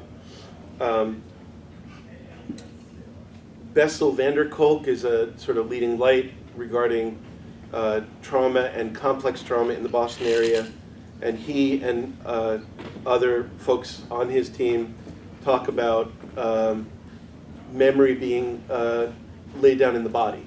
So when trauma happens, you know, developmentally, pre-verbally, it's not that there's no memory, but it's that the memory is encoded in how folks experience things pre-verbally. And so that can explain why often there can be somatic or body-based symptoms related to PTSD. So that's another feature.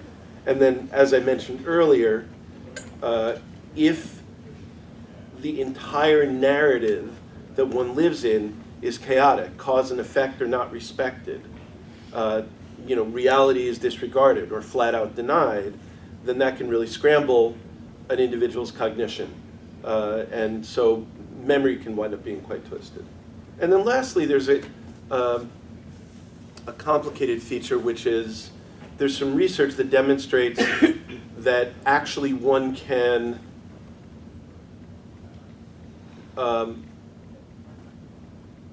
move so as to have someone remember something that didn't happen.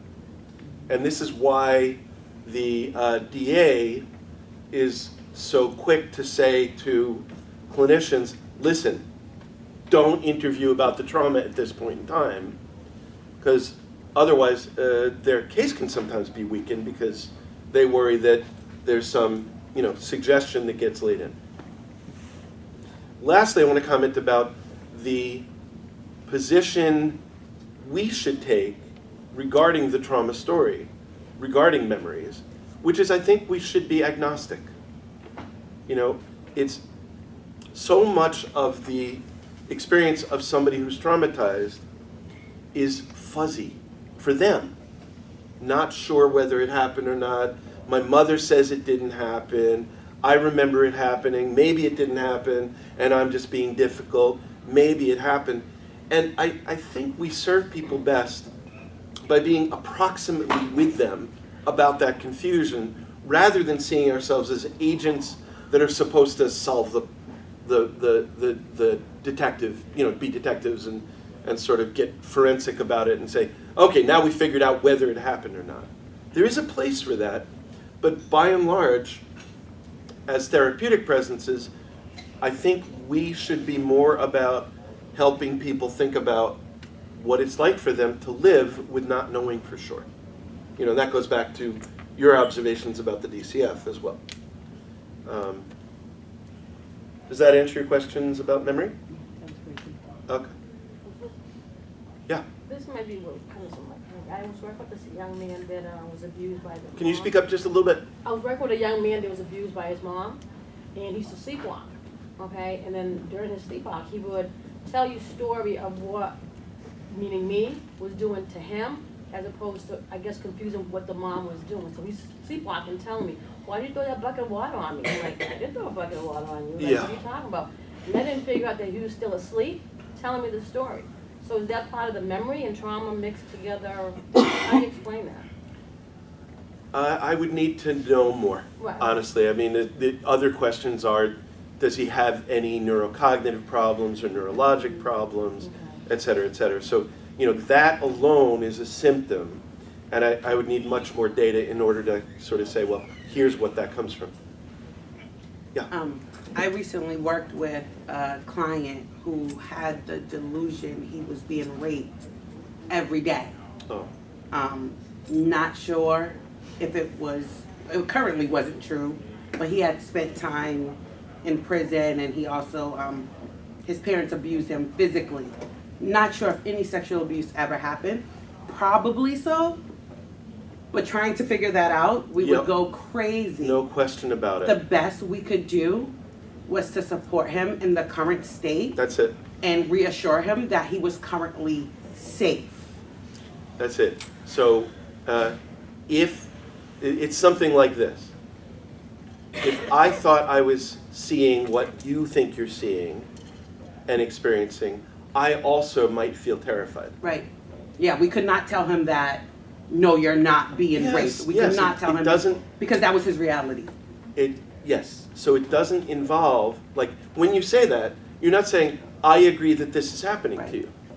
You're saying, I'm with you, I'm empathizing with you on your affective experience because of what you think must be happening, and I would think that I would feel that way too if I thought that. So that's a very nice position to take. This also goes to the differential diagnosis between PTSD and paranoid schizophrenia. So purely because of paranoid schizophrenia, without any trauma history whatsoever, one could have the idea that they're being raped every day. And because of PTSD, one could have the idea that they're being raped every day when they're not. But it's not about having a thought disorder. And there are lots of people, and I'm guessing some of you have had clinical experience with some of these folks, lots of people who get misdiagnosed with psychotic disorders when really it's PTSD. Right. Okay, let's pivot to what elements, okay, two questions. One, what's the consensus on the team of what would represent successful completed treatment? Good question. So the team being the in-home family, the clinician and the TTNS, and the mentor and I feel... And the kid. And the kid. And the mom. And the mom. And the individual therapist. We feel that for this to be, for us to know that we did, helped this family and we are ready to start talking about real transitioning out, that Ashley would feel more comfortable in the home and would feel more like she belongs. And with that being said, meaning she has a better relationship with her mom and her siblings so that there's less conflict. I think that would be a huge step for her. And then whatever else were to transpire from that. But I think for her to feel this is her house and she belongs there and that she's wanted there is huge. I'm sorry, you could have That's already okay. have said this, but is there in-family therapy? Like Yes. the entire family? Yeah. And Yes, what- well, so In fact, Ashley asked for it. Ashley okay. asked for it. So there is. It is very slow going. Okay. And so right now it is Ashley and Mom and the family therapy team. They have brought in like a sibling or two here and there, Okay. but Mom has been a little, I think, nervous Yeah. to include everyone else. Okay. Yeah. Good question. That makes sense. So what elements of the treatment do you think are in place vis-a-vis trauma-informed care? And then I'm going to ask you all to articulate your thoughts about what other elements of treatment you think need to be in place, or if there's elements of treatment that are in place that you think need some tweaking, because they're not strictly speaking trauma-informed at this point. So Ashley B's their individual therapist. They were currently just working on, issues in the home between her and her siblings, some minor conflict with her and Mom. And then family therapy is working with Mom and Ashley on trying to build their relationship. It has been a challenge. Mom gets frustrated with Ashley and thinks that Ashley will often tell Ashley that it's not all about her, there's other siblings. And so Ashley will try to discuss her jealousy and how she perceives Mom's relationship with the other siblings, and Mom unfortunately just kind of shuts her down at this moment. So let me stop you right there. Yes. You've heard that there's an individual therapy where the therapist works with Ashley, but also with Mom and Ashley. And then there's a family therapist, and there's some complexity to the family therapy. You've heard that. Yeah. What do you need to know in order to figure out whether these two services are being delivered in a trauma-informed fashion?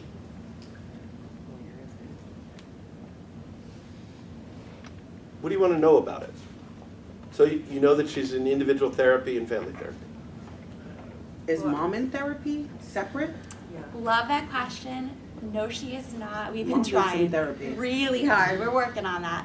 Yes, yes, yes. Where is the therapy done? Is it the same clinicians, and is it back to back? Is it scheduled the same every week? Great questions. So that goes to safety of environment. Absolutely. So family therapy is in the home on Monday nights. Tuesday night she meets with the individual therapist in the home at the dining room table. The team and I have tried to share our concerns about that in regards to Ashley's privacy. There's no way I would feel comfortable discussing anything. Ashley doesn't want to meet in her bedroom, and Mom is not able or wanting to bring her to the office. Backyard, maybe? Front porch. Somewhere? We've been trying. The clinician and Mom and Ashley seem to be okay with how things are right now. Has anyone thought of like behavioral therapy for Ashley? Before you answer that, tell us more about how you got to that question. Well, it just sounds like, like you were saying earlier that she, kind of struggles with like attachment to the family, and she it doesn't sound like she's connected with her culture. It sounds like she's kind of quote unquote like a lost soul, doesn't really actually know where she belongs. And it sounds like, certain behaviors from the family, even if they aren't, aggressive or endangering, that she kind of reacts that's how it is. She has a wall up. So I was just, it sounds like she's in individual therapy and family therapy, but it doesn't really sound like it's kind of working. So I was just thinking maybe behavioral therapy, which would kind of help her understand who she is as a person and the way to behave in a family setting and at home and coping skills and so forth and so forth. Better Could be coping wrong skills. though. She definitely needs better coping skills. Yes, absolutely. So when you're talking about behavioral therapy, you're talking about based on applied behavioral analysis? Yes, absolutely. Okay. And so are folks, generally speaking, do you have a working model of what that is? Yes? Anybody who needs a sort of a quick primer? Yes? All right. So very briefly, ABA is an evidence-based model, probably the best evidence-based therapeutic model there is out there, where they're not busy thinking about what is the emotion that somebody's feeling, or what meaning are they putting on behavior. They're thinking about what's happening in the environment that reinforces behavior and deters behavior. What is the function of the behavior? And so if there's a problematic behavior, like somebody's throwing things at the wall, they'll do an analysis of the behavior, which means an observation done with rigor and that comes up with a reliable conclusion about what the behavior is doing. So looks like this behavior is about trying to escape what's happening. Or looks like this behavior is for the purpose of attention. All right, so they develop this evidence-based hypothesis, and then they think, all right, what do we need to move about in the environment so as to decrease the reinforcer of that behavior and increase reinforcement for the more desired behavior. So let's say every time this person throws something at the wall, and they're in a family of 8 siblings, the father comes over to the kid and says, "What's with you?" And now it's getting the child attention, all right? And so the intervention might be something like, fine, let's think about how this kid will get non-contingent attention in advance of a behavior that's problematic, A. Or B, let's require the child to do something more pro-social, do a desired behavior before going to him and saying, "What's with you?" So a kid throws something, now the family engages in, could you please clear your plate? The kid clears the plate, then dad comes over and says, "Good job clearing your plate." All right, and so in theory, this results in a modification of behavior. So that's what you're talking about, is that right? Yeah, absolutely. So what behavior would you want to apply this to? I think just the fact that she doesn't feel connected with anyone, or no, it doesn't sound like she quite understands how to be in a family setting, and it doesn't sound like mom is reassuring her that this is her home and she's safe, and so I think just kind of understanding, why she feels a certain way or behaves a certain way towards mom and the other siblings. I think it would also help mom and the other siblings understand her disconnect to the family, and why she kind of, like you were saying, if she feels disrespected, she'll give it right back. And it doesn't sound like she feels, I don't want to use the word safe, but it kind of feels like she, isn't not comfortable either. I don't know the word I'm looking for. Well, listen, those are great treatment goals. And it sounds like you're talking more about insight-oriented therapy. Yeah. And less it being about behavioral therapy.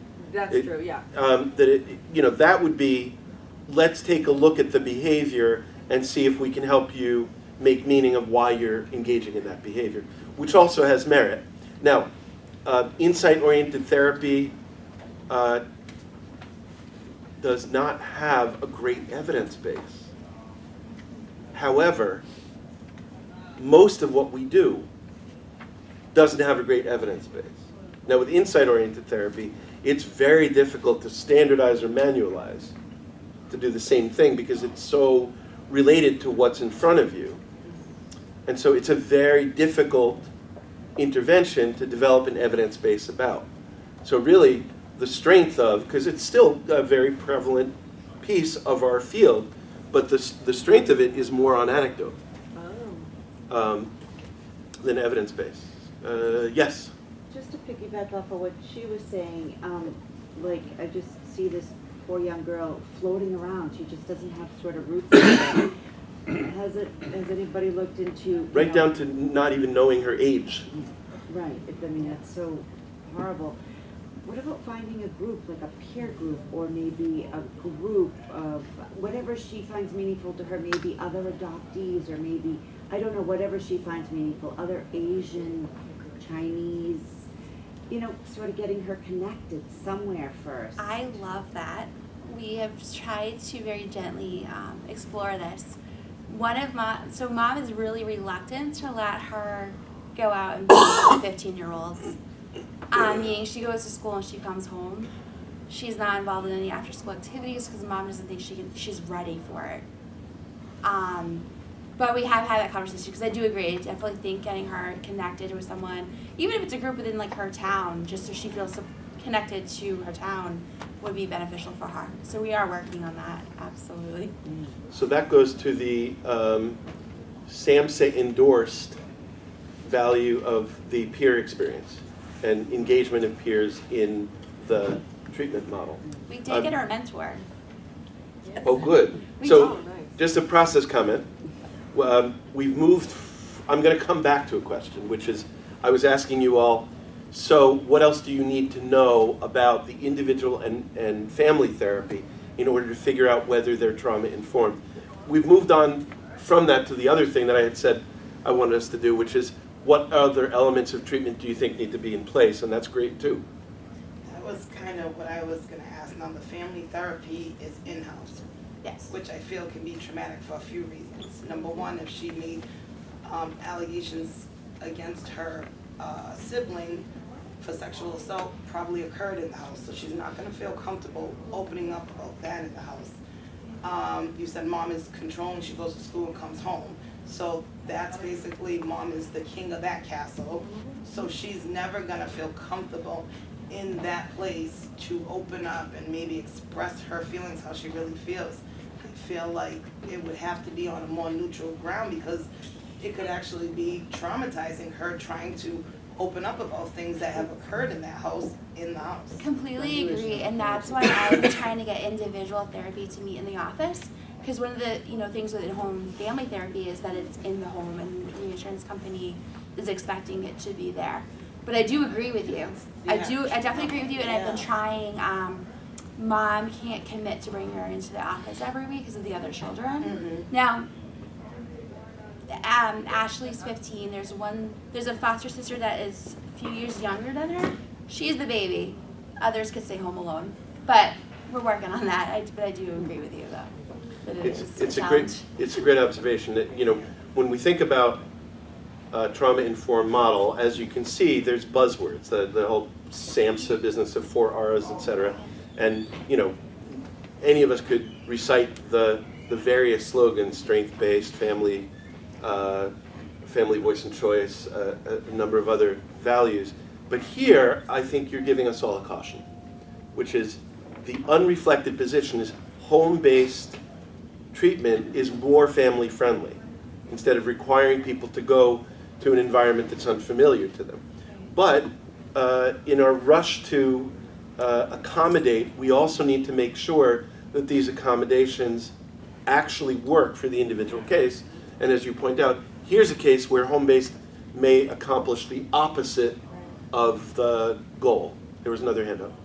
How many other? Love how involved you folks are. This is Yeah, I love awesome. How many other cultures are in the home? Is it all Chinese, Asian? So for Ashley, the family therapist is Asian, the TTNS is Caucasian, her individual therapist is Black, and that's her team. I'm not sure about the other siblings. The siblings, are they all Asian as well or Chinese? Nope, all Caucasian. Yes. And you ask because? Because that makes a huge difference. Because if Yeah. you have multicultural family in the home and nobody's addressing all of it, then of course she's gonna single herself out and not want to be part of the family. Not to kind of get to my personal, my son, when his dad wasn't involved in his life, he always picked something to do to kind of offset the family. So either he was always on punishment or we weren't doing anything. And I was policing that on a regular basis. They got to a certain age, I took control. I'm like, that's not going to happen. This is what's going to happen. So how we're going to do it. And it wasn't being traumatic or anything like that, but I had to put my foot down and say, enough is enough. Let's work on this, because that's hindering our family to do anything else positive. You know what I mean? So that's what I was asking. So that goes to the question about what do you need to know about the individual and family therapy to know whether they're coming from a trauma-informed base. And here, you could convert that to a question. is the family therapist addressing the fact that there's multiple cultures in the home, and how are they addressing that? Yes? Two things. One, is she able to participate in something like the Big Sister program, where she can have like a mentor, where she can go out in the community maybe once a week? Unfortunately, she's too old for the big sister. But something like, She has you a know, a therapeutic mentor mentor. that they She- can go out. She does She have a has a mentor. therapeutic mentor. That's what Yeah. a therapeutic mentor does. Do they go out? Go out individually. They're all in the community. Yeah, out in the So community. could that mentor perhaps bring her to the therapist's office once a week? If it's so difficult for the mom to do it because of the other kids? She might be able to. I mean, I know she would rearrange her schedule to be able to do that. Again, That's a possibility. And the second thing, maybe mom needs some kind of parenting class or something. It sounds like mom could also be overwhelmed with 6 kids and, Yeah.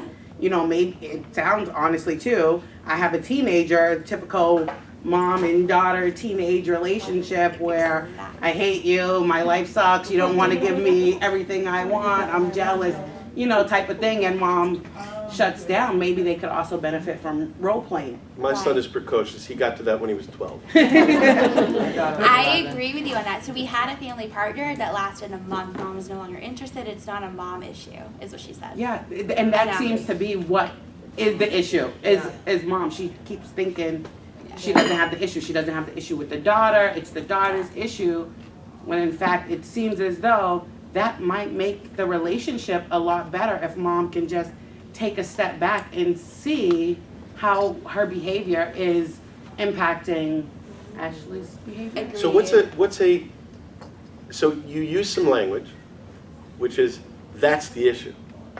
And, you know, let's look at how the mom might receive that if that were the language that you use to pitch. She won't. Exactly. So what is the trauma competent or trauma informed way to deliver that message?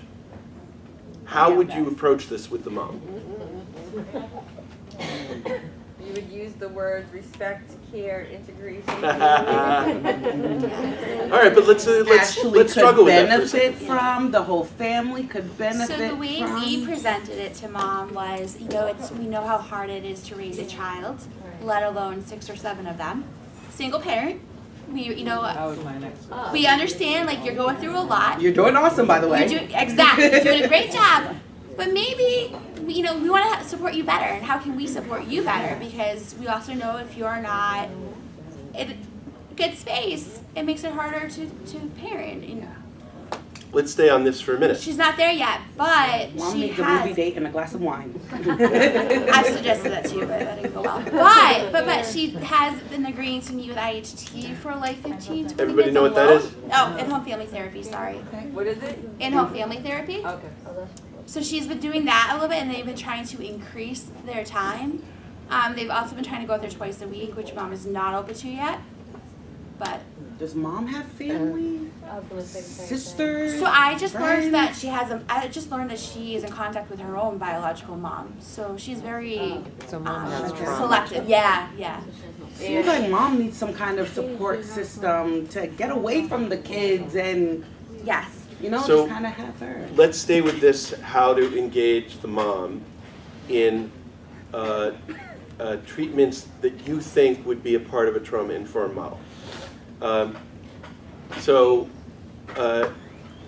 How many of you have ever heard from a parent, I don't have time for that, I am that parent. or I don't have time for that, or I'll get to it once my kids are settled down. Yeah. I am that parent. Okay, who's got some compelling stock answer for that? You're not getting to either Make one. time. Say again? You're not gonna get to either one, especially with 6, 7 kids. You're not gonna get to either That's one. just their way of avoidance, putting it off. But It's you can't kind say of that. people You can't say you're just avoiding. Well, not avoidance, but kind of just like, But that's okay, not gonna I'm get you. agree to it, but I'm gonna agree to it in an unrealistic term that I'm gonna set myself. Okay, but what's our answer to that parent? I try to use kind of validate that parent's experience and normalize it. Like if a parent can't give themselves kind of permission to get that support or that mental health, I use the analogy of like if you're on an airplane and Yep. you have to put your own oxygen on first before you put your child on, and kind of use that analogy to, kind of validate the experience and normalize it a little bit. That's great, and that speaks to a few values that we've been talking about. One, same for us, apropos of the vicarious trauma piece, that if we're to help people, we have to keep track of our own well-being. And I'm going to go off on this for a little second. In my view, that includes that we're thinking about our own wellness as part of our service provision. That we have to. That it's, like an athlete has to think about what they're eating and how much sleep they're getting and how much exercise in order for their performance to be optimized. Same for us. All right? Not that we have to be perfect at it, because, aiming for perfection tends to be shaming, right? But that we have to be mindful of this. And we have to be mindful of this all the time. It improves the work we do. That's one.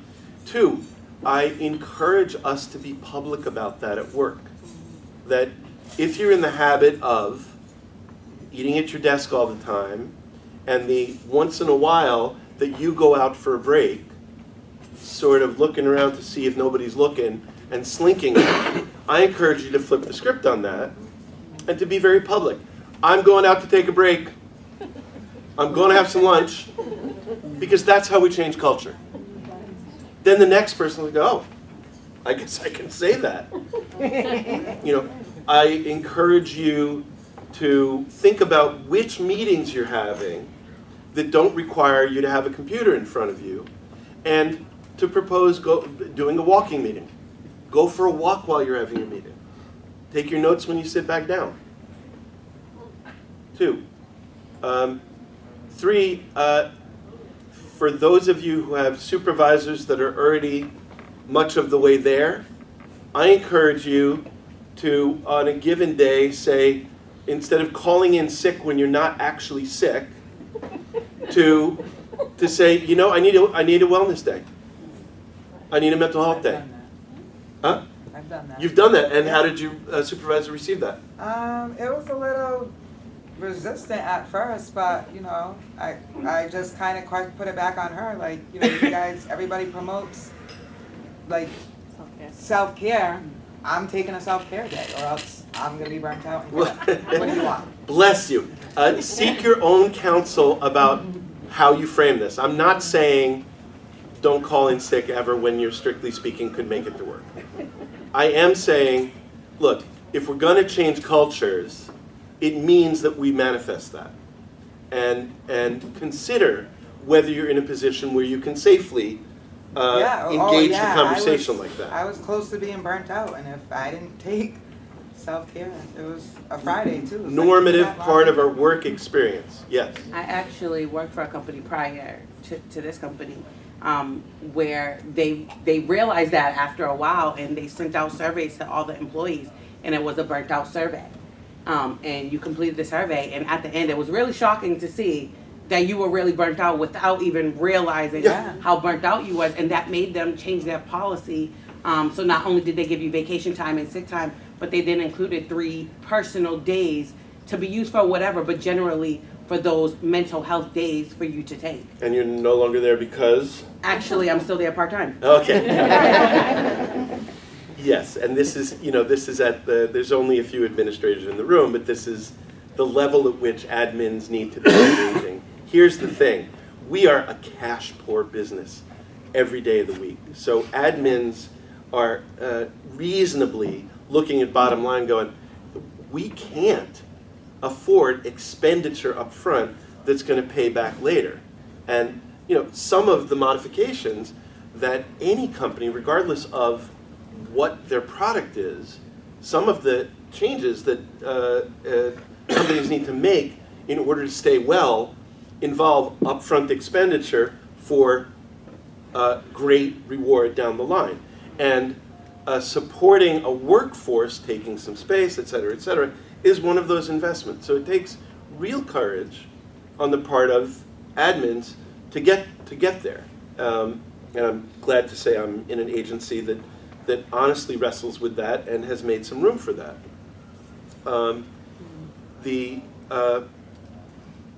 There's one other thing I was going to say about that. The thing is, it helps the bottom line, too. Even if it weren't about compassion, it's the product improves. Who knows this? Embarrassingly, mental health entities are not at the fore of this, are not at the front of this. Google's at the front of this. You know, Facebook is at the front of this. When you look at the work environments for these settings, there's quite a bit regarding employee wellness. And you know, these are companies. They're not busy thinking, this would be really nice for the people who work here, and we want to be nice. I mean, I'm sure they don't object to being nice, but they're thinking about their bottom line. They're crunching data. The evidence base is clear. They do better financially. So it's not like in the mental health field, it's going to result in more profit, but it is going to result in more coherence of the work and increased stability of our agencies. So, all right, but back to this. So what are you going to say to that parent, the dad or the mom who says, I just don't have time for this? What is your go-to? There's the airplane oxygen analogy. Any others? But we sit down, look at your schedule, and try to prioritize what's most important and go from there. So I'm thinking we had sat down with her and say, okay, and look to other people to help her out, because 6 kids, right, and DCF or foster agency never looked at, that's kind of a bit much for one parent to handle.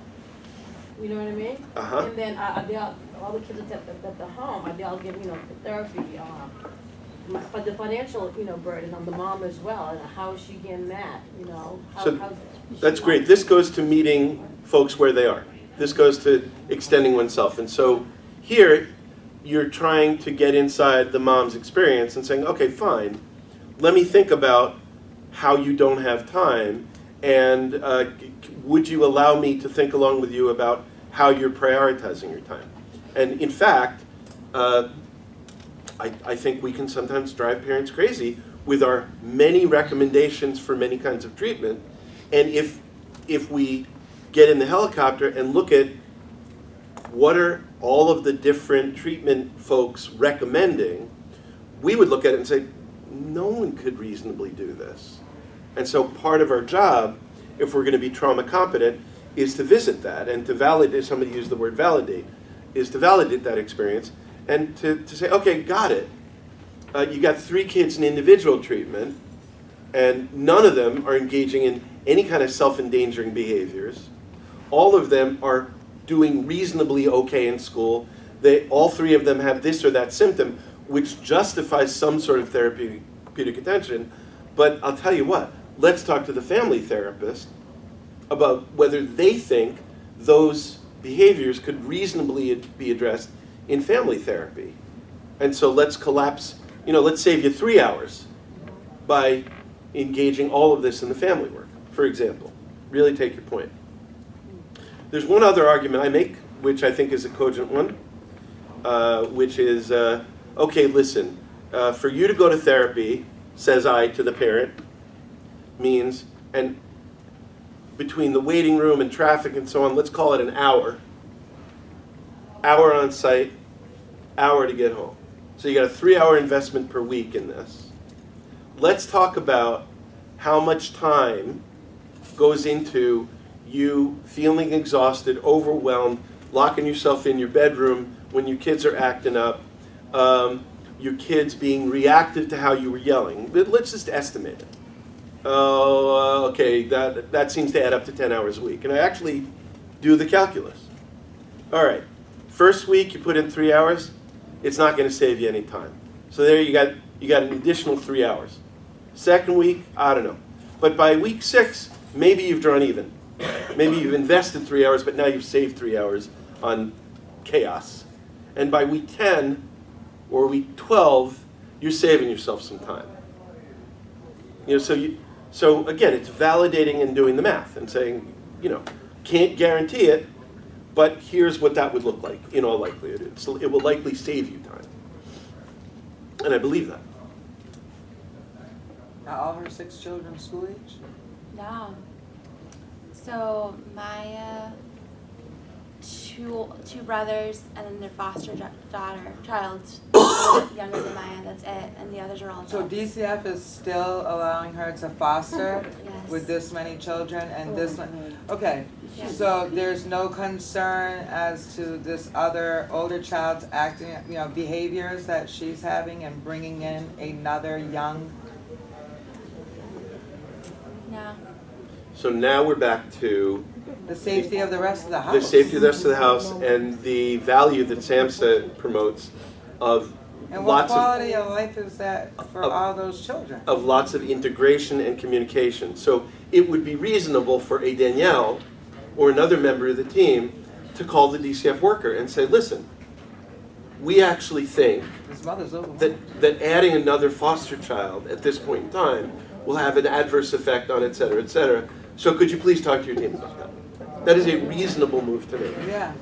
Okay. Getting back to this, what else do you want to know in order to figure out whether the individual therapy and the family therapy is trauma informed? Yeah. Well, I want to know what exactly are they working on? What's There. their purpose? Do they There. have any goals? And are they succeeding at their plan? Care coordinators in the room, are you listening? I tell you, it used to drive me crazy. I worked at the DCF for a while, where the documentation would be, services are in place. What services? Oh, my documentation looks like that all the time with DCF. Yes, so what do we mean by services in place? What is the therapist thinking? Yeah. What models are they working off Right. of? How are they delivering the goods? Is there fidelity to the model? Great that they've got these good ideas and theories, but then when you look at the actual session, it doesn't look like it's connected. Right. So this is the granular level of detail that we need to be thinking about in order to figure out, is the care actually trauma informed? How Yeah. long you been working with the family again? Since February or March of this year. Okay, so you, okay. Yeah. So fair game for care coordinators. And by the way, in my view, generally speaking, fair game for any team member along the lines of, if not us, then who? Fair game is to ask each other about the care that we're providing. So you say to the individual therapist things like, do you have experience in trauma-informed care? Do you have training in trauma-informed care? What training is it? How does that apply to this case? And so if you get pushback, like, why are you asking me all these questions? I think you can say things like, I actually think that my intention is to see to it that we're providing optimal services. Who are you to ask me these questions? Well, I'm a member of the treatment team. So, no need to be gratuitously provocative, use your skills, but especially for the care coordinators, these are important questions to be asking. It also means you have to know, you have to have enough fluency as a care coordinator in understanding whether the diagnosis is correct or not, and understanding whether the evidence-based treatment, and understanding what the evidence-based treatments are or the community standards are for the treatment of that diagnosis. You have to know those things well enough so that when you're evaluating, is the person I'm serving getting the care they need, you got something to work with. Yes, somebody else had a hand up. Oh, I guess, so when you ask the therapist or the family therapist kind of what, I don't know, what are you working on, what would you want to hear from the therapist? Do you know what I mean? Like, I personally would want to hear the exact goal or two that they're actually, and how they're trying to help the individual and the family achieve that goal. So the family therapist is great in supplying treatment plans, so I know exactly what they're working on. individual therapists won't give it to me.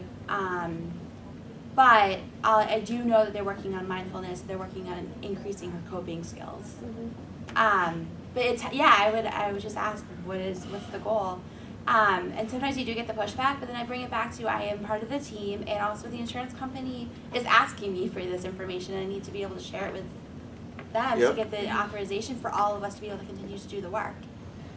I would also be looking for, are they using the language that is the consensual language regarding trauma competent care? So safety, if nothing else, you know, we saw a number of times, safety is at the top of the list for SAMHSA, for the model that I reviewed, sense of safety. So I would want to hear the therapist say something like, you know, here's what I think is going on diagnostically. Here's what I understand the recommended or the community standard kind of treatment is for this kind of trouble. Here's my level of fluency in that model, or here's the model I'm using. And as for supporting a sense of safety, I've thought about all of the family members and inquired of them about, you know, what do they need in order to feel safe. I had some concerns about the home environment because everybody's walking through at the dinner table. We thought about how to address that. I haven't really figured it out yet, et cetera, et cetera.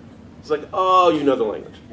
It's like you know, you ask a mechanic, what's their understanding of what's wrong with your car?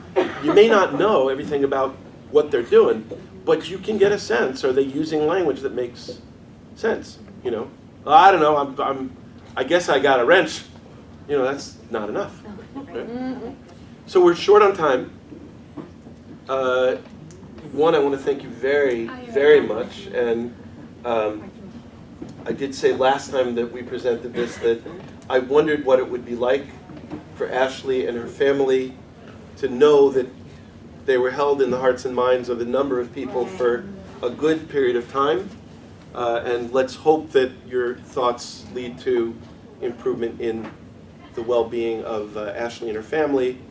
Let's also, my highest hope is that the time we invested this morning together results in some easing of burden for the folks that you all serve. That would really be something. Having said that, love how engaged you've all been today, and any remaining burning questions or thoughts.